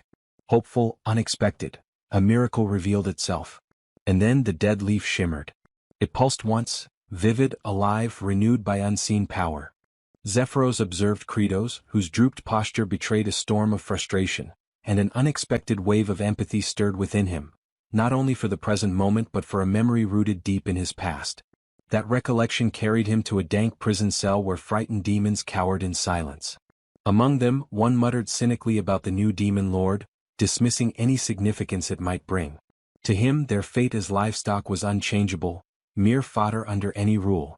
Then came the sound of rusted hinges creaking open. A green-skinned demon stepped inside. Panic surged through the cell like wildfire. Most recoiled into corners, trembling. All except one. Young Zephyros remained seated, his expression void of emotion. The green intruder, puzzled by this apathy, approached. Without hesitation, it seized him by the collar like one might handle poultry. Still, the boy's demeanor remained unchanged. Just as the creature drew its blade, an explosion of motion ended its advance. Kratos had arrived, silent, lethal and filled with fury. In an instant the green demon's skull was pulverized, collapsing like overripe fruit under pressure. In the aftermath, Kratos questioned the boy's lack of fear. Zephyros responded with startling calmness. He confessed that fear had long left him, and perhaps death would be more merciful than an existence spent in dread. Their struggles felt meaningless, just cattle awaiting slaughter. There was no use in delaying the inevitable. That blunt honesty struck a chord within Kratos. With a rare smirk, he recognized something familiar in the boy's bleak clarity and extended an invitation. From that moment, Zephyros became the demon record keeper. That day Kratos made a vow to break the cycle of internal predation that plagued their kind. In the present, Zephyros now witnessed a once revered demon lord, one not defeated by force but by the weight of remorse. Rather than speak, he simply moved. Without a word, he grabbed a hoe and began tilling the earth. This subtle defiance caught Hartox's attention. He understood. Orders rang out. The field transformed into action. No war cries, no blades, just hands and tools. The demons, hardened from countless battles, responded to a different call now, one of soil, sweat, and solidarity. Their chants became rhythmic, echoing their new resolve. They sang of plowing through hardship, of oxen moving slow but steady, and of calloused hands pushing through resistance. Kratos, watching in silence, slowly grasped their intent. They had not been broken, they were ready. His eyes sparked with realization. Assignments were given with purpose. One unit would seek out every viable potato. Others prepared tools, sliced seed potatoes, aligned rows, raised soil beds. Zephyros would ensure the blades remained spotless. Hartox would take command of the front effort. Agirat was sent to gather all equipment. Kratos, filled with renewed conviction, raised a clenched fist. Their unified response echoed, a declaration of purpose, of harvest.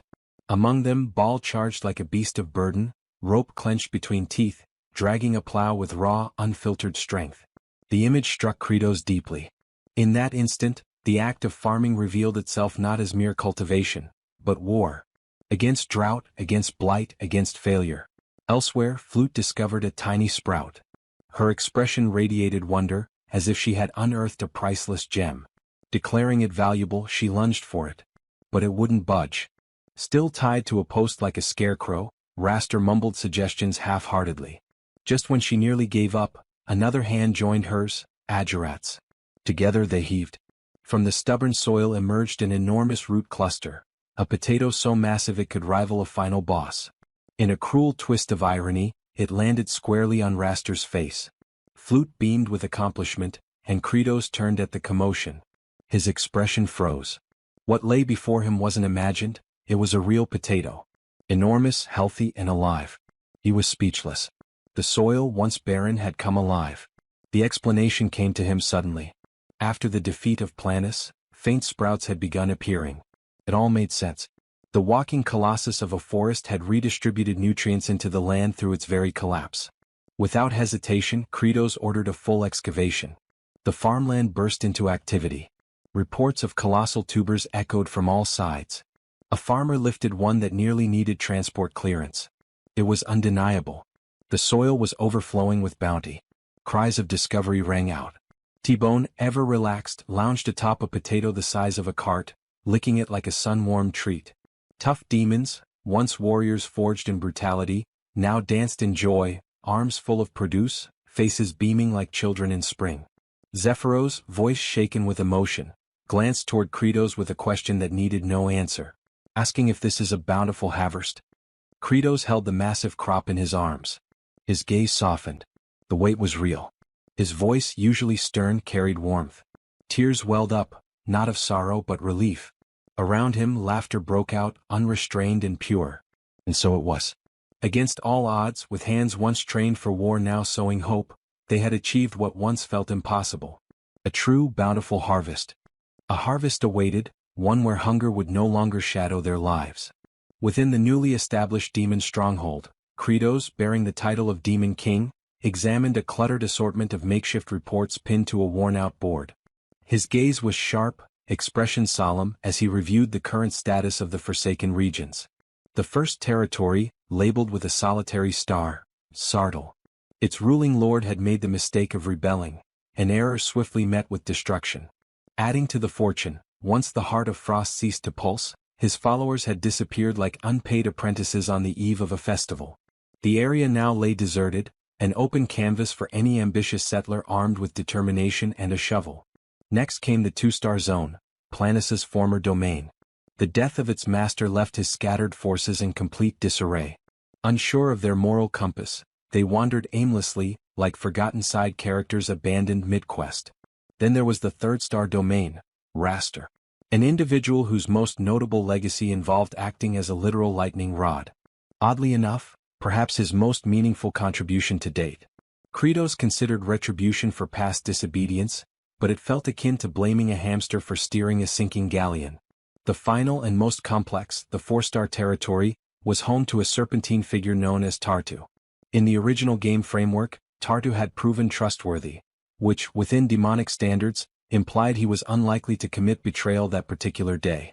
Kratos weighed the idea of mobilizing reinforcements from regions 2 and 4. These areas remained relatively stable and responsive. However, expanding forces meant escalating logistical demands. Additional supplies, more mouths, and the ever-growing challenge of managing resources, particularly meals. Until the next yield, caution was necessary. Zephyros, known also as Ender Zephyros and now a demon monarch in his own right, provided an update. Mass stew production had commenced under prior instructions. Kratos acknowledged the report with a rare glint of satisfaction and ordered that the food vouchers be organized accordingly. At that moment, a subordinate rushed into the chamber, announcing that standby communications had been dispatched to each territory. This piqued Kratos' attention. Were they complying? A brief hesitation followed. The four-star district, it appeared, was not responding. Tension flickered in Kratos' expression. Why the disobedience? The messenger, wide-eyed and clearly bewildered, offered no reason. No explanation had been given.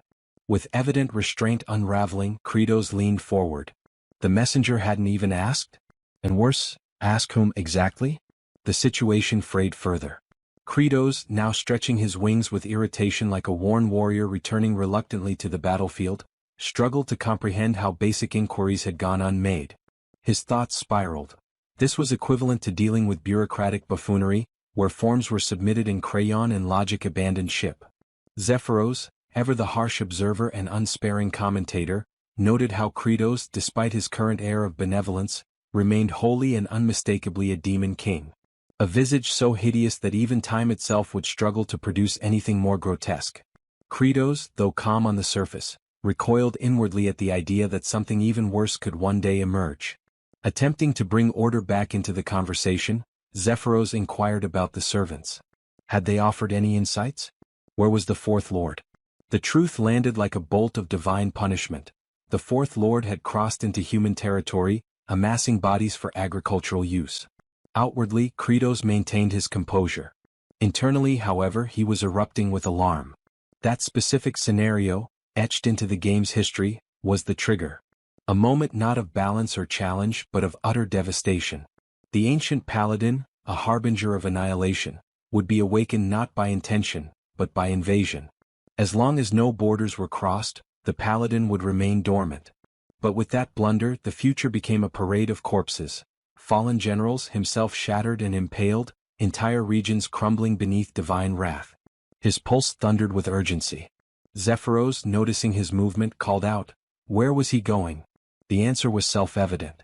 Kratos had already launched forward like an arrow loosed from a desperate bow. Assistance? Unnecessary. Solo was swifter. As he dashed across the lands, his mind raced. The fall of Planus had elevated the mana seed to level 4. Attributes had shifted, agility now at an explosive 160%, while other stats such as stamina, mental resilience, strength, and arcane potency remained at modest 10s. He screamed inwardly, embracing every exploit he knew, shortcut pathways, unintended movement techniques, even bending terrain boundaries if needed. A mental map formed with precise markers, demon-controlled wastelands bordering the Tower of Life, the sacred grave of the Elder Paladin. His destination clear. His panic justified. His mission urgent. He ran, not to conquer but to prevent annihilation. And further out stood Magrav Fortress, a border stronghold separating demonic realms from human dominion. Perched atop the fortress walls, one sentinel narrowed his eyes and raised a hand to signal. Recognition flickered as a familiar figure approached. Another watchman leaned over the parapet, noting the presence of only a single disheveled attendant and an assortment of odd-looking travelers. Below, the fortified gates creaked open. From within strode Commander Wokos. The report came swiftly. Envoy Azrahan, also known as Javier, returned from the wilds looking worn and hollow-eyed. His explanation was simple. A monstrous horde had begun to stir but hadn't even crossed into demonic territory before retreating. He acknowledged the outcome as yet another failed expedition into enemy lands, just like the rest. The soldiers were permitted to rest. As Javier and his companion Lloyd made their way toward the inner gate, a sudden metallic clash halted their steps. Kimchi stood silent as the mood shifted. Wokos's gaze turned glacial, reminding all present of the rule. Only those who had once left could return. Javier's pulse quickened. He attempted to defend the old man's presence, claiming the aged one had rescued him in the lawless zone and posed no danger. Yet Wokos remained unmoved. Before tensions rose further, Lloyd stepped forward, donning his most charming merchant facade, and pulled a glittering bribe from beneath his coat. The gesture backfired catastrophically. With a punishing blow, Wokos struck Lloyd so violently that his future lineage might have felt it across generations. The commander's fury ignited, and his accusation struck deeper than the slap itself. What followed escalated swiftly. The blade that had stopped them now hovered dangerously close to the old man's throat. A demand was issued: the cloak must come off, and if there were even a hint of treachery, death would follow. Javier inwardly panicked. He knew that whatever lay beneath the fabric would bring disaster. H turned his gaze slowly toward Lloyd. The moment stretched, and then something erupted. A pressure flooded the air. Killing intent, thick enough to cut through steel, surged from the cloaked figure. The world seemed to pause. Even Wokos faltered in that instant. A horn sounded. Sirens wailed from every tower. A sentry screamed from above. The enemy was here. Beyond the gates, a nightmare force advanced. Giants of flesh and scale, row upon row of demons, forming a living wave of horror that darkened the land. Orders barked through the wind. Lines of defense scrambled into motion. Among the chaos, the supposed servant stood unmoving. Within his mind, something stirred, a familiar sensation like a buried prompt from an old game. Detection of hostile units, directive to eliminate. Outside the fortress, chaos reigned. Huge logs slammed into the gate with thunderous impact. Archers fired volley after volley from the walls, arrows slicing through the sky. But the enemy struck back with crude ingenuity, stones tied to ropes, flung like siege hammers, smashing barriers and skulls alike. It was less a battle and more a construction site gone mad. The main gate creaked under relentless pressure, wood splintering with each ram's hit. Inside, civilians cowered in corners, eyes wide, breath shallow. The aged instinct screamed to act, centuries of battle reflexes flaring. Past incarnations, all ending in blood, all forced into violence. His hands twitched, yearning for a weapon. If not for Javier's restraining grip, those hands would already be tearing through the enemy. But this time was different. The old warrior scanned the room, families, the elderly, even children, paralyzed with fear. Perhaps now was not the time to flee but to fight. Then the moment broke. A wooden groan echoed louder than before, and the gate collapsed inward with a final, devastating crash. The flood began. Demons surged through the opening, claws, teeth, war cries. At the head marched a serpentine monstrosity, Tartu, weapon raised, issuing his command to raise the defenders and turn their corpses into fertilizer. Commander Wokos's shout split the chaos. He called for the destruction of the rear bridge. A soldier hesitated, stunned.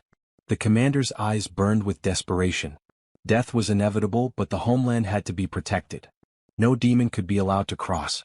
The order flew, and in moments the rear bridge detonated into a storm of debris and smoke. Any escape was now severed. Javier's complexion turned ashen, lips dry. He could hear the explosion ringing in his skull. The bridge was gone. Lloyd beside him turned a shade paler, nausea clinging to his features like sweat. The grim truth settled, there would be no escape. Among the defenders, one cried out in despair over dreams unfulfilled. Without warning, a cataclysmic blast ruptured the air. A segment of the outer wall shattered next, sending stone and dust cascading into the chaos. Tension turned instantly into bedlam. Shrieks filled the air, bodies scattered in all directions, many stumbling in blind panic. Amid the frenzy, a colossal demon surged from the ranks, its massive hand descending into the sea of people to snatch a young girl. Her shrill cry pierced the air, matched by the agonized scream of her mother. Instinct seized Javier. He sprinted forward, but was immediately halted by a firm grip from Lloyd. Meanwhile, the kimchi remained still, entirely composed. A moment later, the demon's torso simply vanished, erased in an instant as if sliced from existence. The child plummeted from the severed grasp, but Javier broke free, diving through the smoke to catch her midair. He cradled her during the roll, absorbing the impact. Even Lloyd stood stunned, struggling to comprehend what had just unfolded. Above, Kimchi descended, his cloak catching the wind in a silent display. His gaze swept the battlefield until it locked onto Tartu. With no sound but the whisper of fabric, Kimchi landed directly in front of him. There were no theatrics, no glowing runes or swelling music, only a solid thud as his boots met the ground. Tartu's eyes narrowed, puzzled by the Kimchi's attire. The outlandish clothing seemed out of place, almost comical. Kimchi remained unshaken, projecting calm authority as he attempted to de-escalate. Tartu, amused and defiant, dismissed the Kimchi's authority entirely, questioning what he could possibly do in such garb. What followed was silence so tense it pulled the air taut. Kimchi didn't so much as blink before delivering a threat with the cold finality of a closing tomb. The atmosphere shifted like a storm front arriving, weighty, electric. Tartu let out a low snarl, lifted his weapon and lunged. Kimchi didn't budge. His head tilted slightly as though listening to an inner voice. Deep in thought, he questioned whether this confrontation was inevitable. Resolution settled into his bones. There would be no more hesitation. In that instant, his eyes flared with chilling focus. Before Kimchi could react, Kratos delivered a powerful hit, creating a dramatic entry. The decision was made, he would become the blade against his own kind. His foot struck with sudden ferocity, colliding with Tartu's neck. The demon's weapon spiraled away, landing far beyond the skirmish. Kimchi stood impassive, unreadable, as Tartu skidded across the earth like discarded rubble. Not far away, Kratos, the current demon king, watched in mounting panic. Sweat poured down his temples, his thoughts unraveling. This unexpected appearance of his other self had sent his mind into chaos. Breathless and overwhelmed, he felt as though he'd sprinted headlong into a nightmare. His gaze locked onto Kimchi, internal dread rising. Why had this version chosen now, of all times, to appear? Tartu, dazed and battered, turned his gaze toward Kratos. A flicker of recognition passed through his eyes. He attempted to speak. Kratos answered not with words but with a savage stomp to the face. Rage poured from him as he delivered blow after blow, his fury a physical storm. It wasn't just violence, it was punishment, frustration, desperation. Questions spilled out in angry bursts. Why the insubordination? Why wage war against humanity? Tartu weakly attempted to justify himself, claiming rank, but another crushing strike silenced him. Kratos barely paused, turning only briefly to glance at Kimchi before unleashing another round of furious kicks. Each strike carried not just power but disbelief. They had worked for peace. They had built something stable, quiet lives in hidden fields, trying to exist like harmless vermin beneath notice. That was the agreement. No bloodshed. Just survival. And now, because of one reckless act, everything teetered on collapse. Beneath the rage, what truly gripped Kratos was fear. He silently pleaded for leniency. Just this once, just this one mistake, he hoped would not bring ruin. Let the demons live. Then Kimchi finally spoke, breaking the silence with a revelation that froze Kratos in place. Recognition had struck. Kimchi had seen through everything. He knew exactly who stood before him. Kratos's foot halted mid-kick. His entire form stiffened, breath catching in his throat. Knees trembling, sweat running cold, his thoughts spiraled. His identity had been exposed. The worst-case scenario had just arrived. It was at this moment he knew. He fucked up. The reptilian at the front of the warriors stopped, clearly confused, having just heard something far too strange to ignore. He looked back to where aged Kimchi and Kratos were, with the reptilian king lying on the ground. But the distance made it impossible to understand the conversation. Suddenly, Kratos seemed to have made a life-or-death decision. His body leaned forward as if about to attack with full fury. Aged Kimchi kept an impassive expression while Kratos suddenly took a step, then drove his horns into the ground, leaving both reptilians and warriors equally perplexed. Kratos was in a position far from dignified for a demon lord. Upside down, with his claws and horns embedded in the earth and his rear proudly pointed toward the sky. Aged Kimchi watched the scene, unsure whether what made him more uncomfortable was the situation itself or the fact he was staring at Kratos' rear. The reptilians tried to process what they were seeing. One noticed the enemy didn't know how to react, while another wondered if this was the demon lord's newest and most intimidating threat pose. Aged Kimchi looked at Kratos and asked what he was doing. Kratos remained in that position, explaining that he was performing a bow, a gesture expressing extreme gratitude or an apology. He stated that, as Demon Lord, he had no intention of invading the human world, and that his subordinate had acted on his own, which was why he came quickly to contain the situation. The hero doubted Kratos, questioning if he really thought anyone would believe the words of a demon. Kratos began driving his horns into the ground repeatedly, asking to be believed and promising to apologize dozens, even hundreds of times, until his horns were completely worn down. A little farther away, one reptilian thought that act of tearing the ground with his horns was a threatening stance, like that of a bull. Another thought it was exactly what was to be expected from a demon lord. Kratos thought about how pathetic and shameful he must look, but knew that if he didn't do it, all demons would die. Sweat ran down his face as he clenched his teeth, determined to act as a responsible leader. He remembered that when he was a child, he once saw a worker kneeling before his superior, with his forehead almost to the ground, begging for forgiveness. The superior, with a cruel smile, mocked him and made it clear it would not end anytime soon, even threatening his reputation. Kratos had decided he would endure any humiliation if it meant protecting his people. Back in the present, he kept striking his horns against the ground countless times without stopping, opening holes in the dry earth with each blow. Aged Kimchi watched the scene with a steady gaze, stating that all of it was useless and that he existed to kill him. With a grim expression, aged Kimchi raised his heart-shaped wand, determined to end Kratos right there and then wipe out the remaining demons. However, Kratos made no attempt to defend himself. He simply continued slamming his head against the ground with force. That echoed in the hero's mind, that he should kill them all. Until aged Kimchi stopped, noticing a strange pattern in the demon lord. The hero realized that Kratos had been hitting his head on the ground exactly 10 times, then making a brief pause and then another 10 strikes. It felt oddly familiar. Then he had a revelation. The Call of Duty bore a resemblance to Kratos. While scouring the demon's land, he always did everything in sets of 10. Before stepping into a trap, he would count 10 times. Even when doing some odd, meaningless act, it was always in tens, repeating the pattern as if following an invisible command. Back to Kratos. He looked regretful, pleading for mercy with such emphasis that it completely contrasted with the usual demeanor of a demon lord. Aged Kimchi stood there, surprised, keeping still while Kratos remained kneeling, head bowed before him.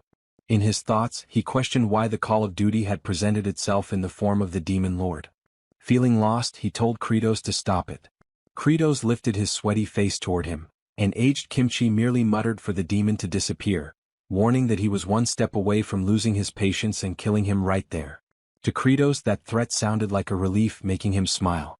Quickly, he picked up the reptilian king of the 4th region and placed him over his shoulder, thanking him in an emotional tone and promising never to forget that gesture for the rest of his life.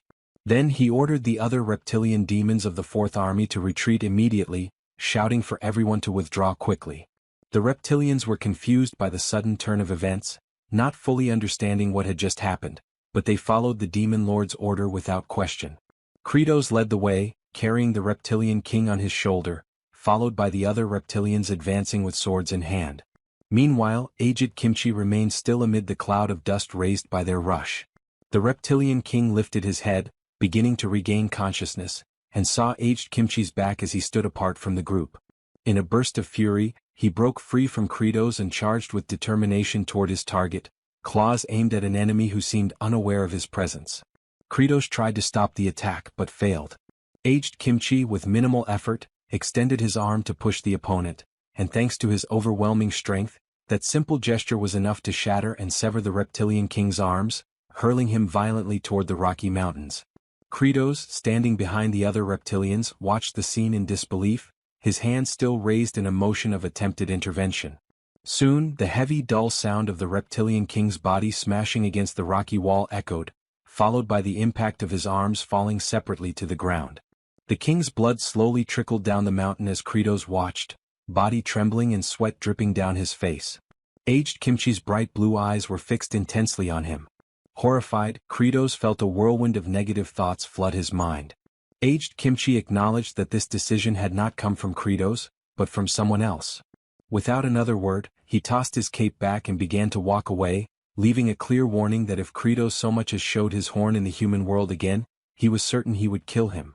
Kratos grew tense at those final words and remained still, staring at the hero's silhouette as it grew more distant. The scene shifts back to the wall that separates the village from the surrounding Rocky Mountains. Ryjav, surprised to see aged Kimchi, asks what happened to him. At his side, Diol expresses concern over the hero's sudden disappearance. Aged Kimchi, wearing a serious and downcast expression, replies that there was a battle. Ryjav, incredulous, asks if he really faced those fearsome demons. Wokos appears from behind and, placing a hand on his chest, acknowledges aged Kimchi's courage, apologizing for any previous disrespect. He mentions how everyone saw the hero defeat the demons with a single blow and make the rest kneel. Aged Kimchi remains silent, unsure what to say, while Ryjav, surprised, confirms the hero's strength but leaves the sentence unfinished. Suddenly, Wokos raises his voice and calls on everyone to cheer for aged Kimchi, the one who protects the fortress. The warriors raise their weapons in celebration, shouting in unison. Despite the acclaim, aged Kimchi keeps a blank expression. At that moment, a message appears stating that this is his life in Zoth, and that he has finally escaped the cycle of repeated massacres. Aged Kimchi tilts his head and eventually reveals that he chose the path of sparing others, even though he killed 2 of them, leaving the warriors wide-eyed in surprise. The scene changes to the abandoned region known as the Fourth Star, a land of storms and desolation. Kratos was running across the dry, cracked ground, with an army of reptilians following at a distance. Already impatient, he thought they had finally arrived, mentally complaining about how slow it was to drag such a large group along. Stopping, he turned, clenched his fists, and ordered the reptilians to return to their castles or homes, warning them that if they invaded the human realm again, he would kill them himself. One of the reptilians stammered, explaining that they only acted that way because they had received orders from Lord Tarthu. Kratos, with no patience for excuses, replied that he didn't want to hear justifications and ordered them to go home immediately. He continued walking, his footsteps echoing over the hardened earth. In his thoughts, Kratos reflected that he was following the path set by the game, where there was no room for mistakes or shortcuts, which made everything take even longer. He knew he needed to hurry to tend to the great potato harvest. Kratos then came across a well in the middle of that abandoned place and thought that, if it still worked, traveling wouldn't be such a big problem anymore. He approached the well, looked inside, and recognized that it contained the system that controlled power-ups and teleportation. He had already tested several of them before, but none had worked.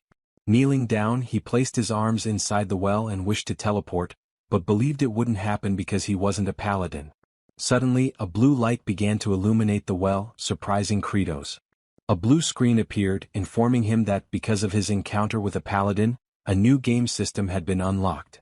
The teleportation function through abandoned wells was now available. Kratos' body was sucked into the well, initiating teleportation. Then, another blue screen appeared, stating that all the wells he had visited since arriving in this world had been activated, and asking where he would like to go. During the journey, he thought about going to the Demon Lord's castle underground, but wondered if the location was still intact. The screen confirmed that the well remained intact. Kratos confirmed his choice, and the screen indicated that he was being transported to the underground of the Demon Lord's castle.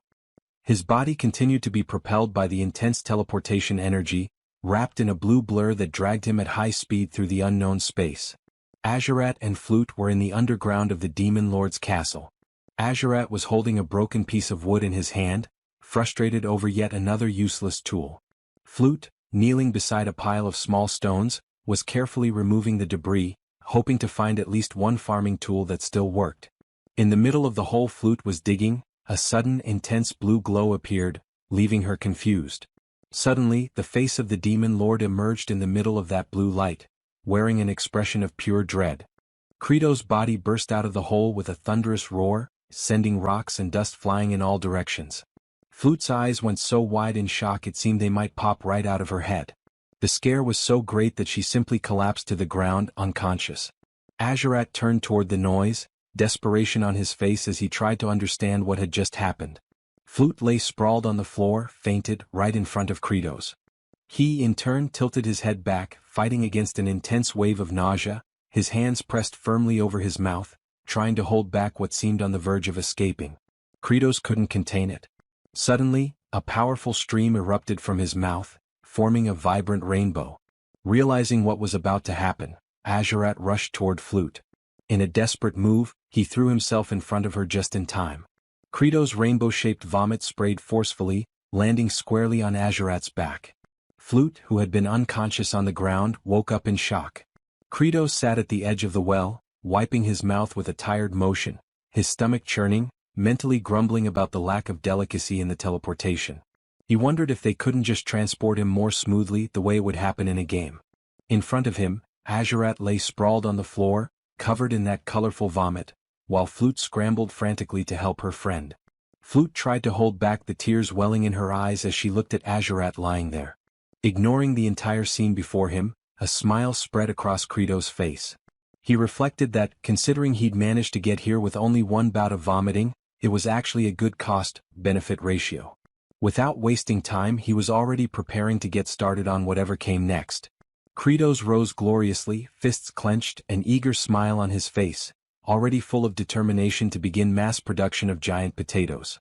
Meanwhile, Flute wailed in despair, crying over Azurat, who still lay unconscious on the floor. In the storage area, Credos stood beside Zephyros, admiring the massive pile of giant potatoes, thinking that no matter how many times he saw it, he was always impressed. Zephyros reported that the mist created by Hartok had already been completed. Credos remained silent for a moment, arms crossed, his gaze fixed on the potato pile. Then he leaned down, picked one up, and immediately felt that something seemed off, an inexplicable discomfort at the touch of the potato. He froze for a moment, gripping it tightly, his gaze locked on it with intensity. Frustration spread across his face as though something was terribly wrong. Credos climbed onto the pile, picking up each potato to examine before tossing it aside. His sharp gaze searched for something amiss, any detail out of place that could justify his frustration. Zephyros watched with curiosity and asked if there was a problem with the potatoes. Among the pile, Credos clenched his teeth, glared at one in his hands, and declared that the giant potatoes had no sprouts. Zephyros asked if the absence of sprouts meant the potatoes wouldn't grow. Credos, teeth clenched and eyes shut in disbelief, confirmed that these potatoes were sterile. In the Demon Lord's temporary castle, Credos sat in a makeshift wooden chair serving as a throne. Beside him, Zephyros stood, while the 4 demon generals waited before him. Resting his head on his fist, frustrated, Credos explained that even if they planted those giant potatoes, not a single one would sprout. Hartok explained that the potatoes had been unnaturally genetically altered and, as a result, had lost their ability to reproduce, becoming mutants. Baal lamented, asking if that meant they couldn't eat them. Beside him, Sergei turned and replied impatiently that eating them wasn't the problem. The real issue was that they couldn't be planted. Once they ate everything they had now, that would be the end. Still disheartened, Credos remarked that he had never planned to rely on potatoes forever. They were vulnerable to disease and once infected, the entire crop would be lost. Azurat observed that sooner or later they would have to plant something else. Then, with irony, he questioned what else could possibly exist in that land besides potatoes. Credos answered bluntly that there was simply nothing else. The Demon Lord went on, revealing, however, that he knew of a place full of seeds for planting. Zephyros, upon hearing this, grew thoughtful, wondering if Credos was referring to what he suspected. A land full of crops. Credos finally revealed that it was the land of humans, and the general stood still, staring at him intently. Baal burst out in excitement, imagining invasion, plunder, and another full-scale war, while Sergei, irritated, shouted back at him, trying to get him to calm down and contain his enthusiasm. Then, more serious, Sergei turned to Kratos and noted his dejection, recognizing that no one hated war more than the demon lord himself. Kratos began giving orders to each of them. He instructed Zephyros to immediately begin construction of the giant Chuno and ordered him to remain there to assist Hartok's team of farmers, helping to manage them. Then, turning to Sergei, Bal and Azurat, his expression shifted completely, now terrifyingly eager, as he announced that they would go to the human lands, sell the Chuno and use the money to buy seeds. He remembered the problem that was aged kimchi and thought that as long as they didn't run into him, everything would be fine, and even if they did, he already had a plan ready. Kratos already had a contingency prepared should his plan fail. His commanders stood frozen, unable to process the sheer boldness of what he proposed. Zephyros, in particular, believed that Kratos had completely lost his sanity and questioned why such absurdity was even being considered. Pointing toward the three generals selected for the mission, he highlighted the glaring weakness in the strategy. He remarked on Bahal, emphasizing how monstrous his appearance would seem from the perspective of any human. His assessment continued with the hooded Azurat, whom he described as a walking omen of disaster, resembling a serial killer with unnatural skin. Finally, his scrutiny landed on Sergei, whose armored frame and pallid complexion gave him the appearance of a frostbitten human-octopus hybrid plagued by illness. In Zephyros's view, no human would hesitate to brand them as demons and attack without warning. The blunt words sparked outrage. Azurat and Sergei seized the advisor with fury, though he defended himself by claiming he had spoken only the truth. Azurat's temper flared, making it clear that silencing him permanently would be an entirely reasonable course of action. Bahal interjected, insisting that Zephyros's assessment was accurate, claiming he alone looked normal among them. Azurat, however, was quick to counter, declaring that his fiery hair made him resemble a demon more than any of them. The hooded figure scoffed at Hartok's lack of self-awareness, labeling him as nothing more than a corpse-like husk compared to his own supposed elegance. Sergei, amused by the chaos, remarked that they all resembled boiled fish. This sparked an eruption of insults, with the others turning on him, mockingly reminding him that he was the one likened to a sickly octopus. The quarrel escalated rapidly, devolving into an undignified brawl across the floor. Kratos observed the disorder with his chin resting on his hand, silently reflecting on their fragile egos and how pitiful their squabbling truly seemed. A simple gesture from his raised hand was enough to bring the chaos to a halt. Attempting to ease the tension, Kratos offered a mocking remark about their lack of attractiveness, implying none of them were worth showing off in the first place. The room fell into dead silence at the jab, but Kratos considered the awkward stillness a victory, since it restored order. Turning his attention back to the matter at hand, he asked Zephyros about the supplies taken from the hidden passage in Saruthal's castle. The advisor confirmed, producing a red cloth that concealed a cluster of small writhing blue creatures. The beings, known as Kekyu, wiggled and squeaked with an odd, almost endearing charm. When one of the blobs leapt forward with a squeal, Sergei stared in bewilderment, unsure of what he was looking at. Kratos revealed the truth with a wide grin.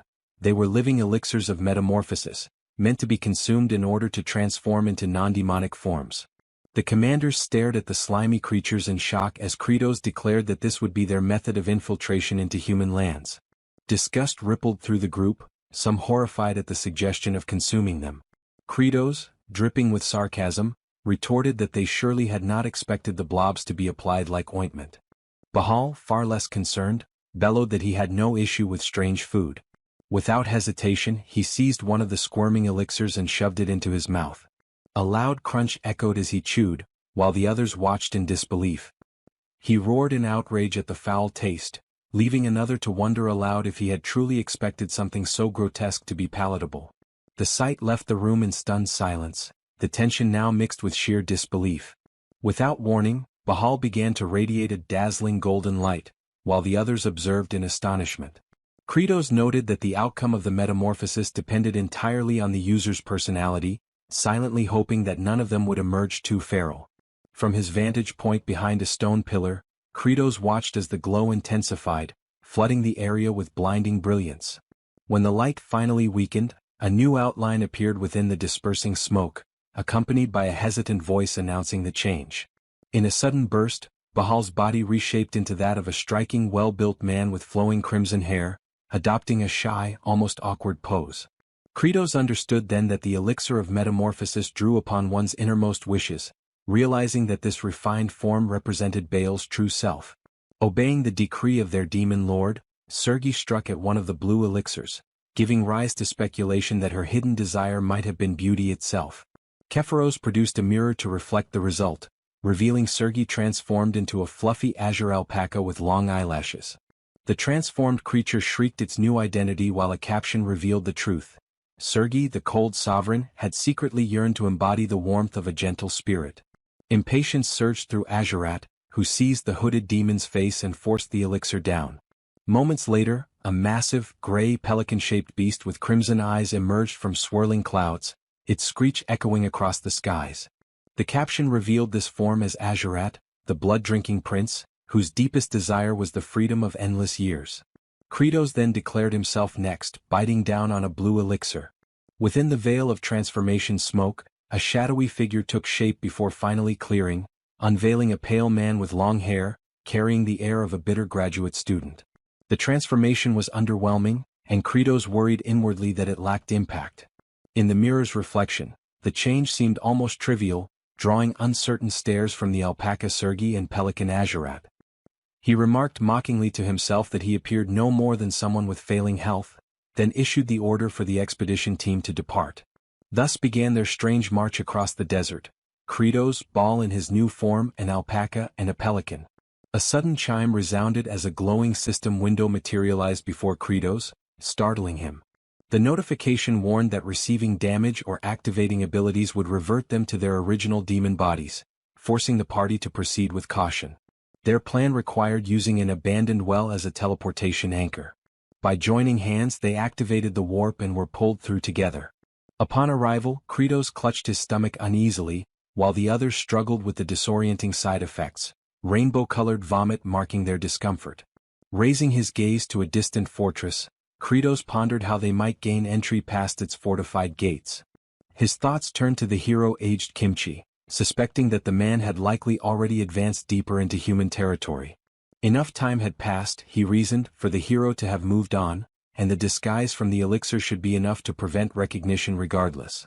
Even so, sweat beaded on his brow as his hand gripped at his throat in nervous anticipation.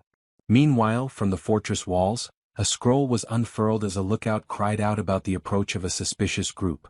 Guards speculated whether demons were near, though one dismissed the idea, claiming the newcomers did not resemble such beings. Another muttered that the strangers merely appeared sickly. From the gate stepped a man clad in blue armor, his short white hair and pointed goatee giving him a severe presence.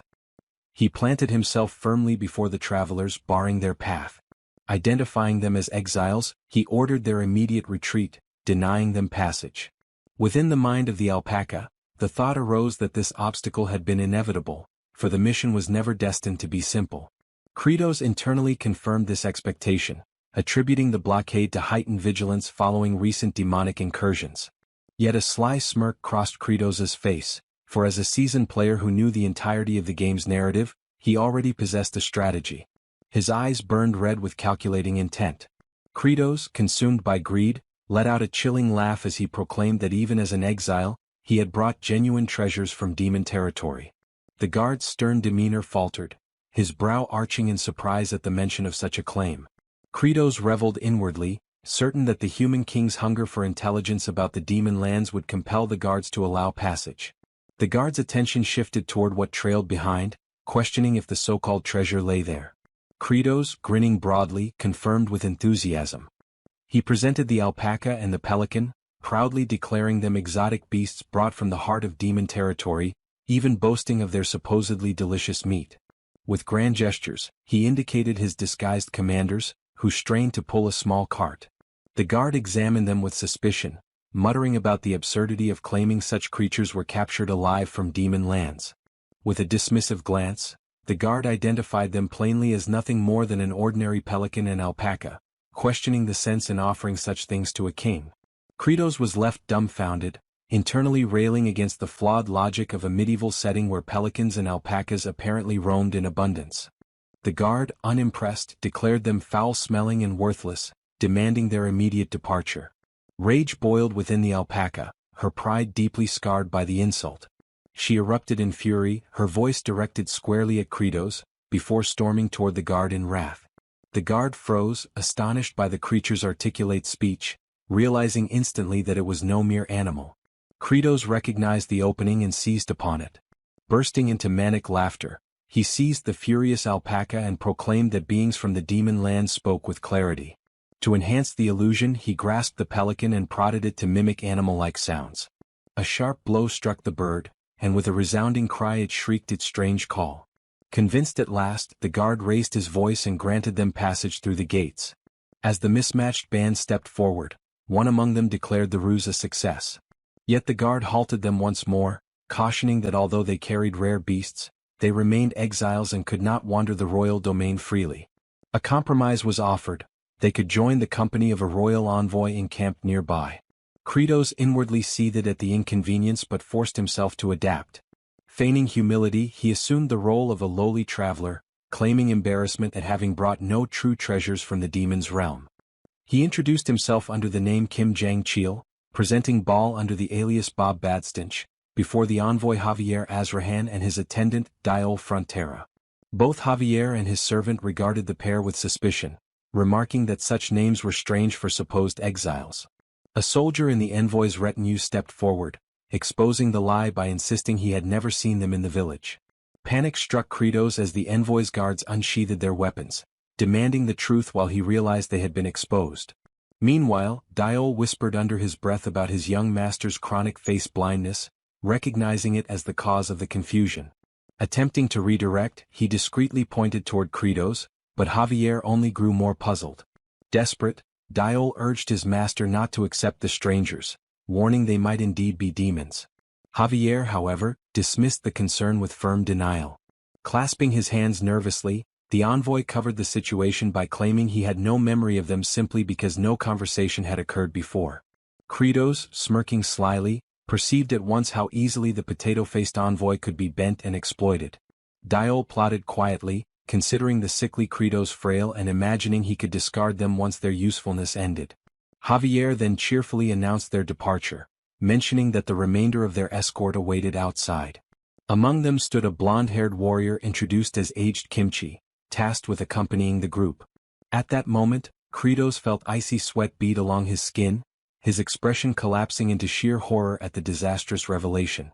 The hero aged Kimchi regarded them sharply, his calculating eyes cutting through the air. Kratos faltered, forcing a trembling greeting while convinced inwardly that death was imminent. To his astonishment, Aged merely remarked on his ill appearance and advised him to look after his health. Stunned into silence by such unexpected courtesy, Kratos could only gape in utter bewilderment. As Javier proclaimed the beginning of their journey toward the capital, the newly assembled company set out together. He silently marveled at the fact that aged Kimchi had failed to recognize him, proof that the elixir of metamorphosis had fulfilled its purpose. Yet the hero's sharp eyes still lingered on them, carrying the weight of suspicion. That evening the combined parties, the demons in disguise and the envoy's retinue, gathered around a crackling fire. Kratos inwardly trembled, realizing the peril surrounding them. A single strike would shatter their altered forms, leaving them doomed before the hero's strength. His mind raced, deciding he had no need to continue all the way to the capital. Simply selling the Chuno and abandoning these humans would suffice. Aged Kimchi's gaze flickered with unease, as if he sensed something unnatural. Kratos felt dread tighten his chest, cold sweat beading across his skin. Forcing a strained grin, he attempted to appear harmless, though the crushing weight of the hero's stare drained his body of strength. Making his decision, Kratos resolved to flee into the night with his subordinates. Beyond the tents, Sergi in her alpaca form and Azurat in the shape of a pelican slept soundly. Kratos shook Baal awake, who muttered complaints about losing precious beauty rest, which only earned the demon lord's scorn. Together with their companions, they quietly prepared to vanish into the darkness. Moving cautiously through the encampment, Kratos concentrated on their escape. Suddenly, Sergi broke the silence, speaking clearly and startling him, admitting it had taken effort to master speech in her new body. Grimly, Kratos dismissed the humans as irrelevant now that the fortress lay behind them, though unease gnawed at him, knowing their mission must be completed before exposure doomed them all. Their stealth was cut short when aged Kimchi appeared suddenly, outlined against the silver glow of the full moon. An eye patch now concealed one eye, his expression unreadable as he stood barring their path. Kratos let out a horrified cry, realizing the entire plan had collapsed. Meanwhile, in the wastelands, Hartok encountered an army that had been left without a leader.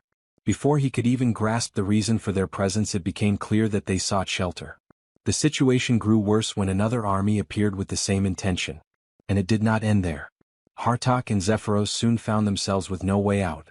In Kratos' absence, the responsibility to act fell on them. That weight drove Hartok into panic. Back with Kratos and his group facing Aged, they are confronted about their true identity. Kratos panics trying to explain, but Bahal reassures him, saying he can neutralize Aged if Kratos allows it. Kratos grows even more anxious at such recklessness, pleading with Bahal to notice that it is Kimchi standing before them. At a closer look, Kimchi does not seem so powerful, yet at first he appeared frightening even to Bahal. Kimchi interrupts, warning that he can hear the two of them. Kratos freezes in fear. Kimchi reflects on the reasons behind Kratos taking such a path and why the summon of duty remains at peace with it. He seeks the hidden truth within Kratos' actions. Kratos then devises a plan, saying he came to offer a tribute to the king. This surprises Kimchi.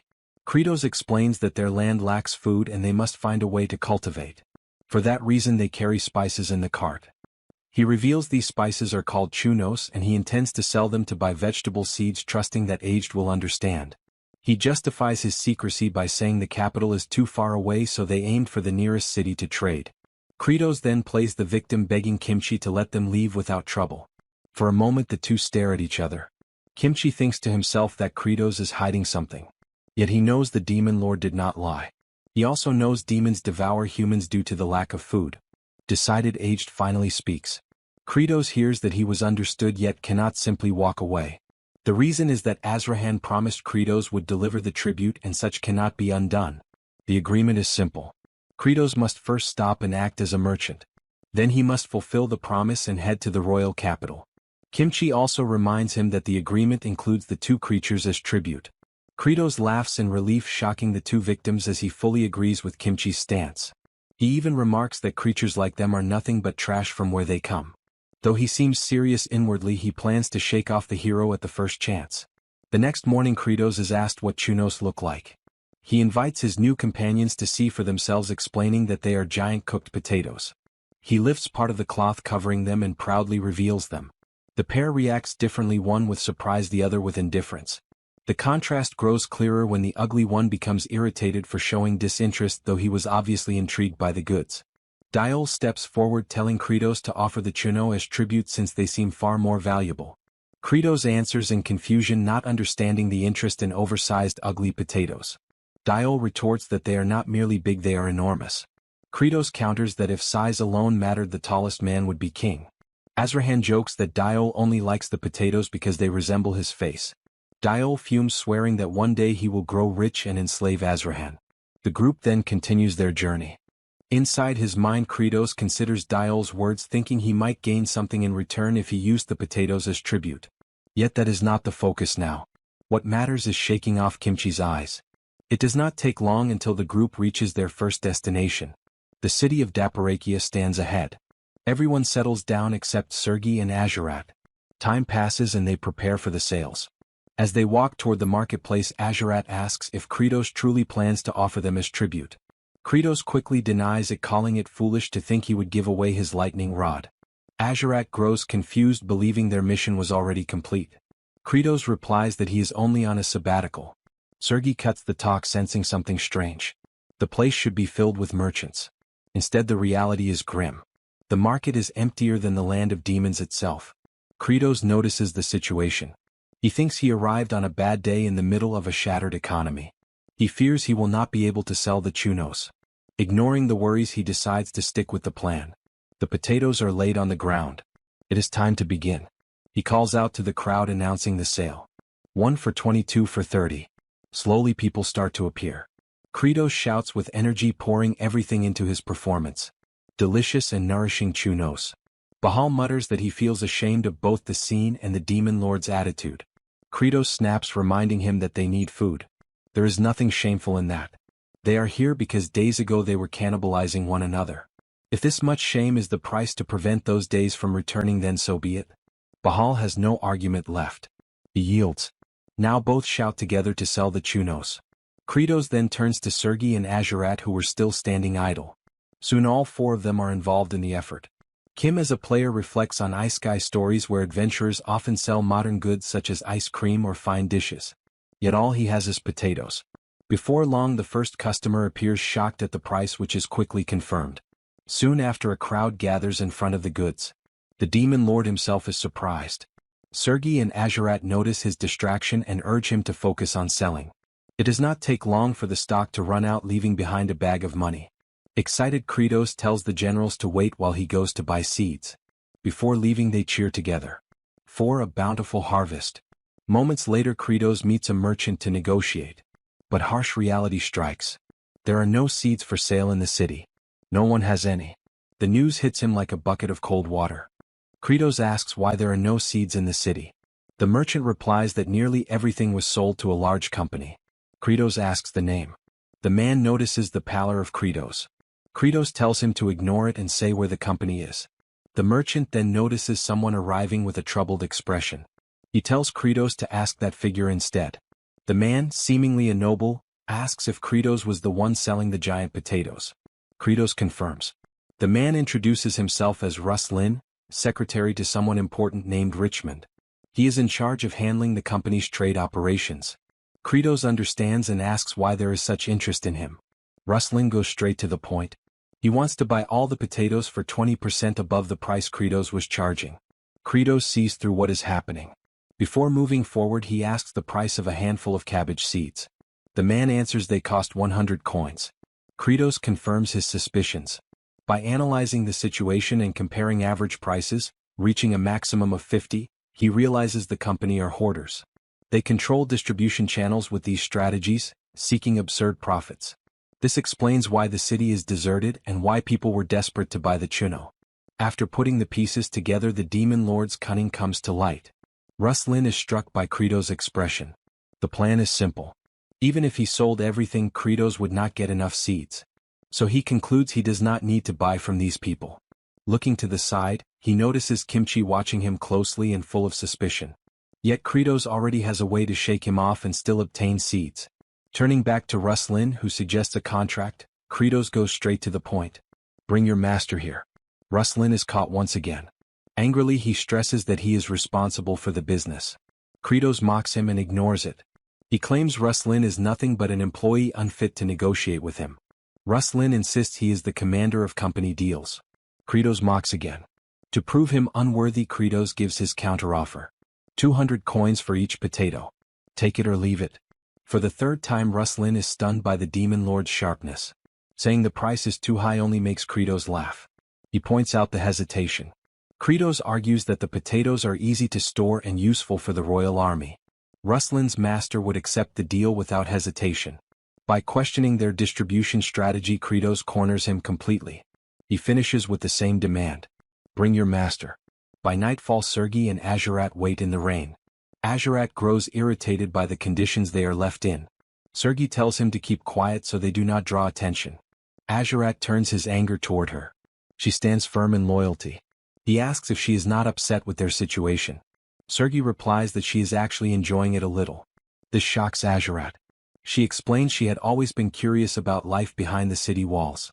Since childhood she heard there was food in abundance, and that people did not eat one another. For her, such a reality had always seemed impossible. She had lost her parents because of those food shortages.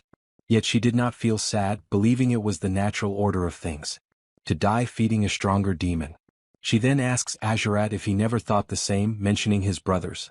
Sergei points out that the city is poor, yet people do not devour each other. She recalls a starving father feeding his child first. She imagines that if she had been born here, perhaps she would have been happy with her family. Azurat stays silent and notices Sergei's sadness. He then asks if her sentimentality made her lose her alpaca accent. She answers that she simply grew used to the pronunciation. Azurat extends one of his wings, shielding Sergei from the rain. He says that maybe now demons might have a chance to live in a happier era. Suddenly Kritos appears, drawing both of their attention. Azurat quickly clears a possible misunderstanding, saying Sergei was being rude. Sergei defends herself and tells Kritos to kill Azurat for bullying. Ignoring them, Kratos grabs both under his arms and carries them inside to a strategic meeting. Inside the room with the meeting underway, Azurat questions the monopoly of the company. Sergei does not understand the reason for such actions. Azurat also asks why they would do this in a land that seems abundant. Kratos replies that scarcity is not the issue. Their only goal is wealth. Bahal steps in, reasoning that once basic needs are secured, hierarchies emerge and individuals seek notoriety. Kratos mocks him, asking what kind of pseudo-intellectual nonsense that is. Azurat argues back, saying it is not notoriety but greed. He insists it is unjust, having lived through famine himself. Sergei adds that this greed is a problem, reminding them there are still people starving, recalling her past as well.